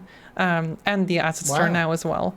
So as soon as I've hit this point now, I'm just like, okay, I've sort of reached my goal, I guess. I don't have any dreams of becoming some sort of millionaire or anything. I just want my time. I want to be able to work on the things that I love doing. So if I don't really want to do shapes for Unreal, then I'm not going to be I'm not going to be super happy working on that, and I don't have to do it in order to economically survive either. So for me, I would probably just try to work out some sort of deal where Epic Games can buy the rights to it, and then they can port it to Unreal if they want to, if they wanted to do some sort of deal like that. But yeah, I think it's more like with Epic is that they just go, here's a load of money. Do something nice for us on Unreal, whatever you want it to be. Kind of. It's do they usually do that? It's not like specific things, or so it depends on because I think with Jason Booth when he came on talking to us, it pretty much was a case of here's a load of money, do something nice. With other people like Adavism, they got the grant. It was to port the Adavism MMO over to Unreal. So it's very specific in that that's a project. Where you are at the moment with Patreon and the asset store, it's like you've battled the big boss and you've completed the game. Yeah, sort of the second Shader Forge, I guess. The first Shader Forge was the first moment I sort of had that thing happen where all of a sudden I'm not stressed about work anymore. So then we could start Neat Corp, right? And then now I'm sort of in the second wave of that, it seems like, where now I want to start doing more YouTube content. I want to do more streaming. I want to work on projects like Shapes. And now it's actually happened, which is absolutely wild. I thought it would take 5 more months at the very least, but probably 2 years. But yeah, the past month, the release of Shapes really, really skyrocketed my Patreon, and I didn't expect that. So that has been it's a little crazy. I haven't fully accepted the fact that this is now a reality, that I can actually dedicate all of my time to this. So I'm still in the phase of trying to find equilibrium and know exactly how I'm going to divvy up my time to everything, and also what projects do I want to prioritize, because I have a lot of ideas and I need to figure out which one do I want to do the most and which one do I think is the most value for people. Yeah. Is it a little bit it's double-edged sword? You've got this creative freedom, but also you've also got this creative freedom. So it's, what do you do with your time? What are you going to work on next? And one of the things that always weighs on me a little bit is okay, how do you keep that momentum going? We spoke about momentum earlier, about the demo of budget cuts, and making sure that you keep that momentum and your new projects that you're working on. So you've got now Shapes out, you've got your streams that you're working on, and you're working on the funky game that I can't wait to play with. But you also have in the back of your mind that you have to think of a month in advance, what are you going to work on next on stream? Or is it just organic? Right now it's very organic, because it kind of literally just happened, the fact that I could do all of this full time. And I've been very focused on Shapes right now, so almost all of my time goes into Shapes. So yeah, with the asset store release and the upcoming features of Shapes, supporting the millions of render pipelines, all of that stuff is what I'm doing right now. I think after that is when I'm going to start making more decisions about what project to focus on. Otherwise, in terms of for me, it's not really a double-edged sword to have creative freedom. I don't know. I feel like I feel like I'm pretty successful in this industry. with Shaderforge and everything. And a lot of people have like asked me like, oh, how did you do it? How do you, I don't know, make it in the industry, right? But I think a lot of it is just like, a lot of it comes down to like two things. One, luck, a fuck ton of it. The other one, which is also an aspect of luck, is that I have, throughout my entire life, I have never been bored. I always have projects that I'm excited to work on, and that is something that doesn't seem to be very universal. I don't think most people have that, as far as I can tell. So, like, it's never a problem for me to, like, I don't know, not feeling motivated to, or not knowing what I want to work on, right? And I think it's kind of like terrifying to, like, the prospect of how much motivation and ambition matters. It's really, really scary. So like if I woke up one day and I didn't have a motivation to do anything, I would be terrified, because I know that this is like the one thing that drives me to actually do things and get things done, right? Yeah. Whereas it's really difficult to like, it's difficult to just create that out of nothing if you're not feeling motivated. So like, yeah, I just feel like I've been very lucky in that regard, that I always have something that I want to do. Yeah. I would disagree with you one point on that. You're not just lucky. I think it's been an aspect, you've been brave in as well, because many people in the situation of where you were working on the budget cuts to game after you've done budget cuts one, wouldn't have been brave enough to go, I'm going to walk away. I'm not, to some extent, I'm sure. going to work now Yeah. isn't enjoyable, and I'm not motivated to work on this. A lot of people would just persevere, go, okay, I need to keep on doing it because A, it pays the rent, and B, yeah, what other choice have I got? And it takes a lot of courage to go, I'm not enjoying this, I'm going to stop. And I'm do something else. If I succeed or not, that's the risk that I'm going to take. Yeah, but even then, so, that like kind of comes back to having confidence and knowing that I'm going to be motivated to like do things still. So that it's sort of like I could do that given those things, right? And those things were not something I worked for; they kind of just happened to me. So yeah, but I guess you can sort of reduce that to, I don't know, you could reduce everything to luck, because I don't know, the world is pretty much deterministic and none of us decide our parameters when we were born. So I guess shouldn't reduce it too much. but yeah, I just like my point is basically that it's very difficult to get things done and quote unquote like be successful if you're not motivated to do things, and creating motivation is really, really difficult.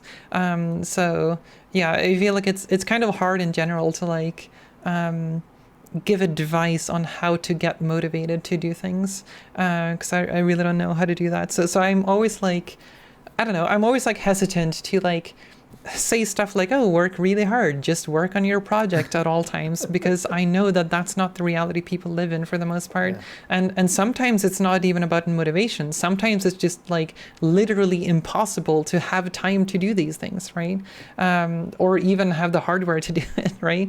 So there are a lot of factors that go into it, and I feel like it would be weird of me to just say that, oh yeah, you only need to work hard and you'll succeed, because it's not that easy, right?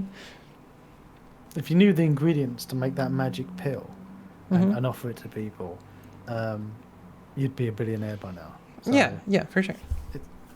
It is what works for one person, what works for one person's journey, necessarily isn't going to work for another person or for the next person. But it's the important aspect, I think, is knowing that you need that confidence to try and find that confidence in yourself.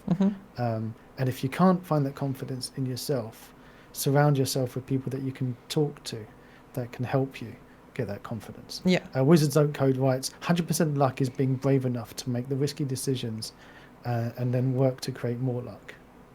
Yeah, I think that's something that's really important to like Like, it's not like, of course, it's not 100% luck. It's also like trying to make smarter decisions when it comes to stuff. I forget where I heard this, but there was a pretty good advice given by someone to, like, you can't really be more lucky just by creating more luck out of thin air. But what you can do is that you can put yourself in situations where luck would be a positive thing that can happen. And then you can sort of make those situations happen more often. So basically, roll more dice, right? Like if you have, if you're thinking about like, oh, should I really apply to this studio if you're a student or something? Like, I'm probably not going to get this job or whatever. Then just do it. Like, roll that dice. Like, try applying to your dream job, even though you think you might not get it. Because, like, if you roll enough dice, you are going to roll, a good roll at one point, right? So like creating opportunities for being lucky is also a really good thing. Like send that email to the person you look up to or something. Maybe something can happen and so forth. And you are going to fail a lot, and it might feel really difficult because failing feels shit quite often. But you will probably succeed at one point just because that's how the mathematics usually work out. So yeah, like creating opportunities for being lucky is really important. Yeah. Actually, I mean that is brilliant advice. And like you were saying, send that email. Just reminded me of when I was younger. I would feel a lot braver and think less of it, of just emailing and finding the contact details of my heroes or people that I liked. For example, I sent a random email once to the creator of the old RuneQuest games, and became a bit of a pen pal back and forth email conversation. And this person is renowned to have been like a recluse as well, but just something in the email that I sent struck a chord, and we started mailing back and forth. Likewise with there's a long list of famous people that and innovators that I just was fascinated by and would just send a random email. Even like authors, like my favorite authors, I would like drop a pen pal, like, fan letter, and then get 20 emails back and forth. Just take that risk. Just because it just feels like something is unattainable doesn't really mean that it is. So even a simple thing of like reaching out, sending an email or a tweet, saying that you want some advice or just your opinion on something. You never know what's going to happen. And Freya, the best advice that I've ever heard, and I think is a fantastic way to say goodnight, is keep rolling those dice. That was beautiful. Sure, yeah, I will. Freya, thank you so much for coming on. Yeah, thank you so much for the interview, and thanks for testing out shapes. I am absolutely in love with shapes. It is shape-tastic, I have to say. I didn't think it was going to be like that easy, like literally to just poke about and give it a go. I am looking forward to when you are getting those WYSIWYG handles inside. That is going to make an idiot's life so much easier. So if I just grab that, I could just go, squeaky squeaky, and away I go. The fact that I can sit here and play about with them here, easy enough, but over here in the editor, it's just going to make it so much simpler. Also, I would say, call me crazy, but adding that like in there, so when you, I don't know, I'm one of those ones that I think that would be lovely. I completely appreciate what you're saying about you just make the empty object and you add it on. That works perfectly fine, but you forget how lazy I am, Freya. I am a very lazy person, and they say that most geniuses are lazy, so that's my excuse. Sure. Thank you so much. I would love to grab you back on though, another time. Sure. I'll grab when you're free. Also, Freya, when Pac-Man's ready, are you going to come and play it? I mean, sure, yeah. I'd love to test it out. That's because you've said it now, Freya. You've said it, which means you can't back out. I mean, unless the game is like 20 hours long, then it might be a little too much to just test, but Well, it's Pac-Man. Pac-Man's never ending, isn't it? that I also wouldn't have time for if it's an infinite amount of time that I need to spend playing it. Fair. I was leading you into singing the never-ending story. but Oh, you didn't want- nope. I'm not doing that. Waiting for Pac-Man more than Cyberpunk now. Exactly. Who needs Cyberpunk when we've got Pac-Man? Thank you so much for. Yeah, thank you have so a much for wonder- the talk. Catch you later. Yeah, catch you later. Bye.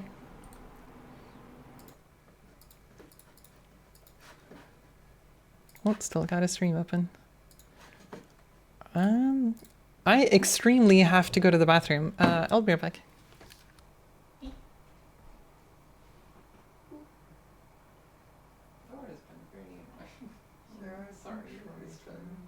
Thank you so much for the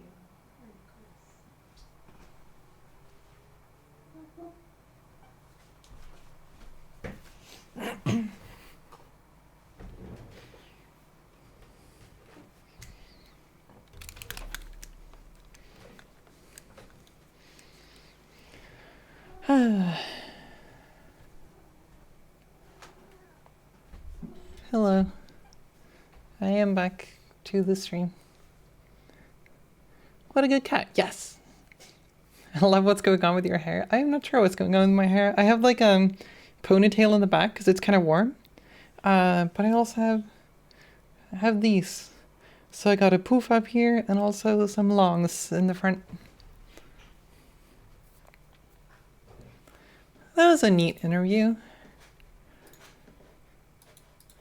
Very like quaint boomer energy. I love it.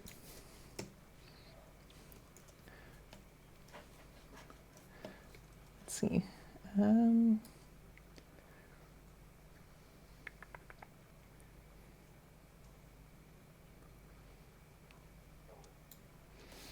Gotta go back for the VOD later? Yeah, sure. Hello, Mama.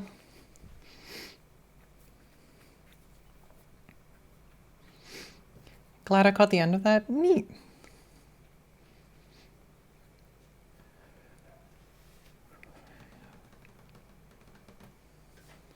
What do I do now? Do I have a plan? I don't have a plan.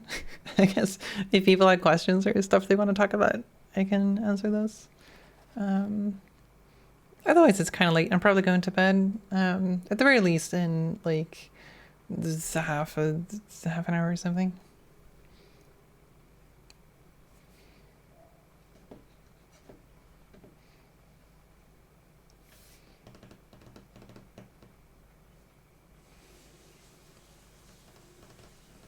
Incriminating bathroom reflection? Yes. Oh no, you can see Ashley brush her teeth.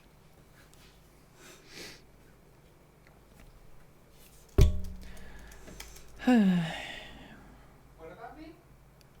The people could see you brush your teeth because of the mirror. Oh, hi stream. What? Hi stream. Oh, Ashley says hi, stream.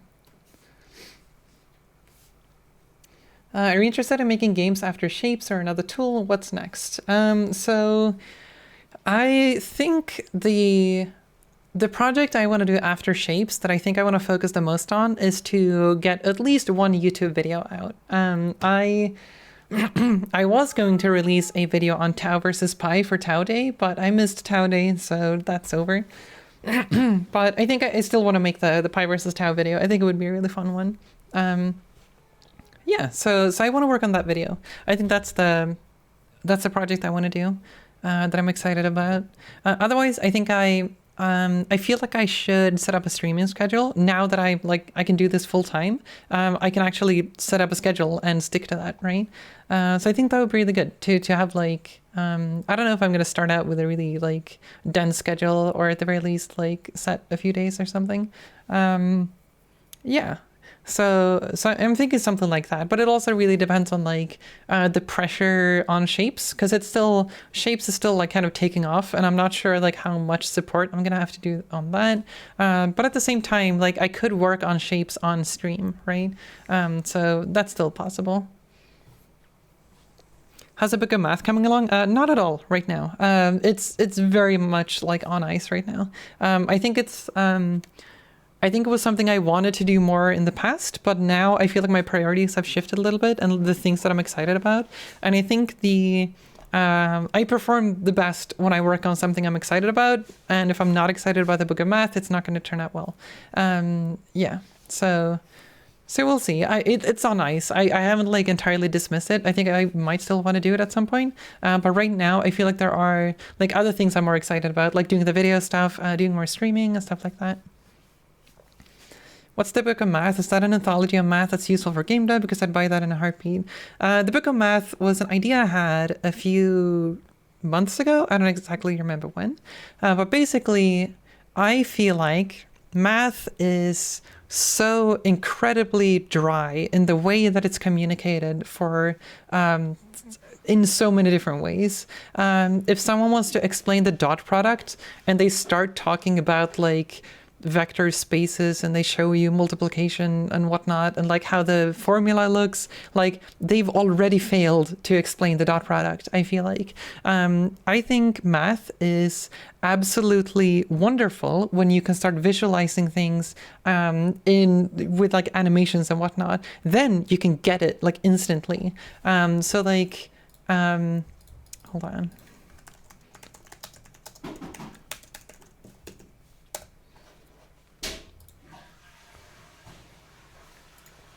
So for instance, like stuff like this is a very, very simple animation. And this is explaining the dot product, basically. And this, like looking at this thing, I think is way more like intuitive and a bit more fun and more interactive. Like I think math is quite often stuck in having people who are really good at math, but usually not very good at explaining things, and also usually not very good at doing art and pretty things. So like, I feel like I have sort of both of these things, and I have the ability to do something like a book with math that's explained in like exactly this way that's way more intuitive, right? So the idea of the math book would basically be a visual and practical approach to mathematics, like not only like show how it works, basically do the show instead of tell, like show don't tell of math, right? And have that be on a website full of examples of like, why is this useful? Like with the backdrop of game development as kind of the use cases for all of these things, right? So I feel like there's really a big lack of this. So the idea of the math book was basically a website that would be divided into categories. I think I still have the outline for the math book. Hold on.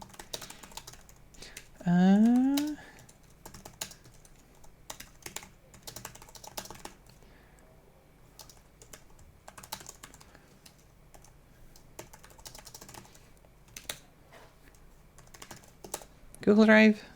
Come on.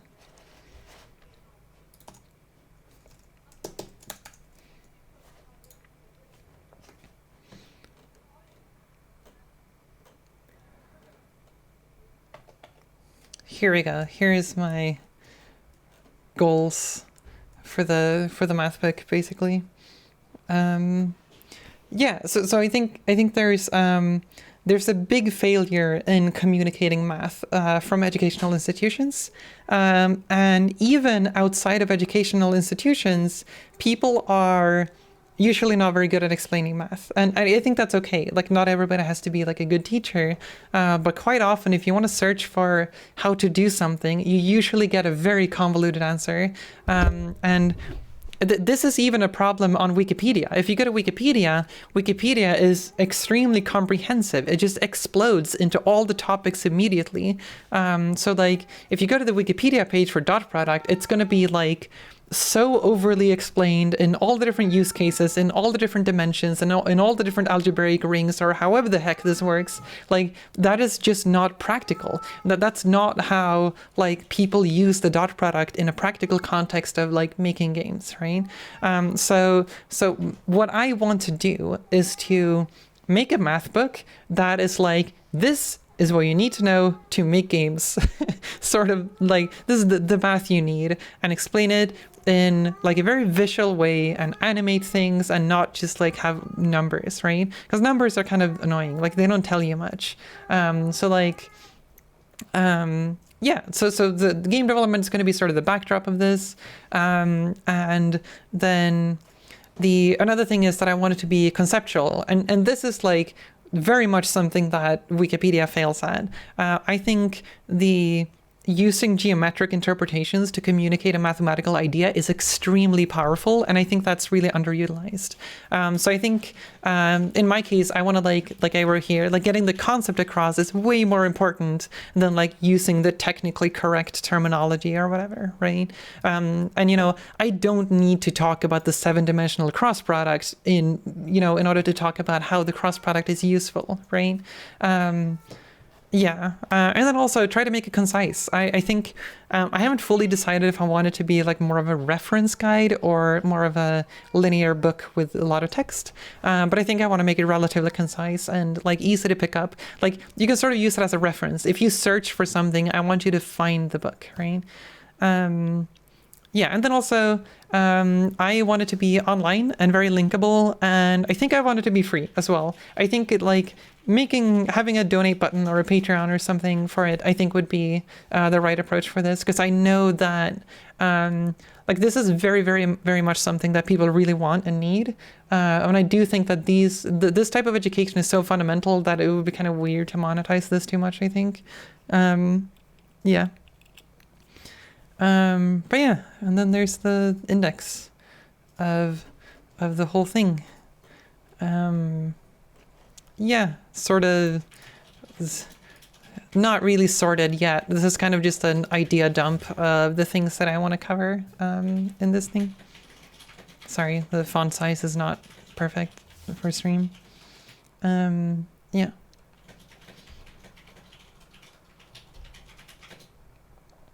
As a teacher, I can promise you the world needs this. Yeah, I know. Yeah, that's why I want to make it, because I do know that these things are, these things are sorely needed. And it's just like amazing to me how bad educational institutions have been to like modernize teaching math. The amount of like teachers I have had reaching out to me being like, hey, can I show your tweets in my math course? It's like, yeah, sure, I guess. Like, yeah, I've had so many teachers contact me about all of my, all of my hacking animations. Is that accessible online? The book doesn't exist yet. This document, I think, is available. I don't know. You can try clicking the link. I think I made that public. Many math teachers enjoy showing off terminology over passing on the concepts. Yeah, it's really frustrating. Yeah, some people just seem to like, I don't know, seem to really like dropping terminology and sound smart instead of actually educating, which is kind of weird. Like, that's not what you're there to do. Yeah. Oh God, there was someone on Twitter that was like arguing that you should use really esoteric and complicated terms so that your students can ask you about them so that they can learn something new. That was like the shittiest teaching advice I've ever read. Oh my God. I tried to explain to them, but they were just like, wow, you're being condescending using these simple words. And they were like, even in their tweets, they were like using esoteric terms and talking to me. And I'm just like, come on, can you be human and communicate? Yeah, it's really fascinating how some people think. Yeah.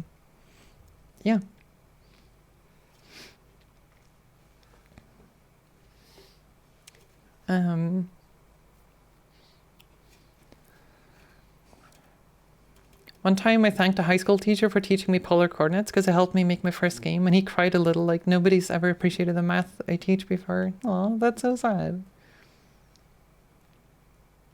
Teaching should be exciting, and people should be excited to learn new things. I remember I had a teacher who for history class. And I generally never been interested in history. I thought it was really boring. There was too many like dates I need to remember, too many kings and revolutions, and it was just boring to me. But I do remember that there was one teacher I had that was really good. He was so good at like storytelling. So like the way he explained things just made me interested. I'm just like, holy shit, I can't wait to hear what happens next in the French Revolution, you know? But like before that, it was just like so boring to me. Like, so I don't know, the way people teach matters so much. And I feel like sometimes people don't fully appreciate that, where it's like, oh, we get the teacher who know the most about the topic. Like, that's a pretty bad strategy because like you want someone who's actually good at communicating things as well. If you have someone who's the world expert in history, but they have never taught anything to anyone, they are probably going to be a shitty teacher. It's just kind of the reality of how things go. So you sort of need to like, I feel like that only works if your students are already really engaged. If your students are already like history majors who just love history, then that teacher is probably going to be good because the students are going to pull questions out of that person, right? But if you're in a high school class where people don't care that much, then you absolutely need someone who's engaging. Yeah.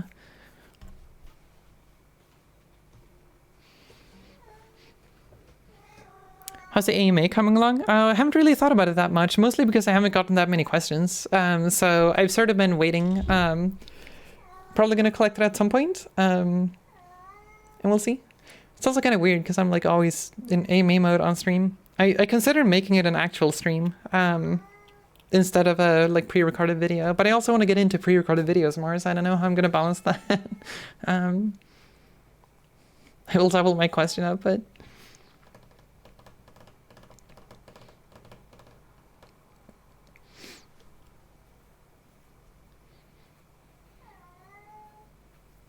Yeah, maybe a live stream would be good actually. Then I can just like have the list of questions, and then while I'm doing the AMA, I can also like pick up new questions in case people have questions. I don't know. We'll see. But yeah, anyway, so that's the Book of Math. I don't know what the plan is for it, like I said. It's sort of on ice right now because there are other things I want to do. But yeah. Thor really wants me to go to bed. So, all right.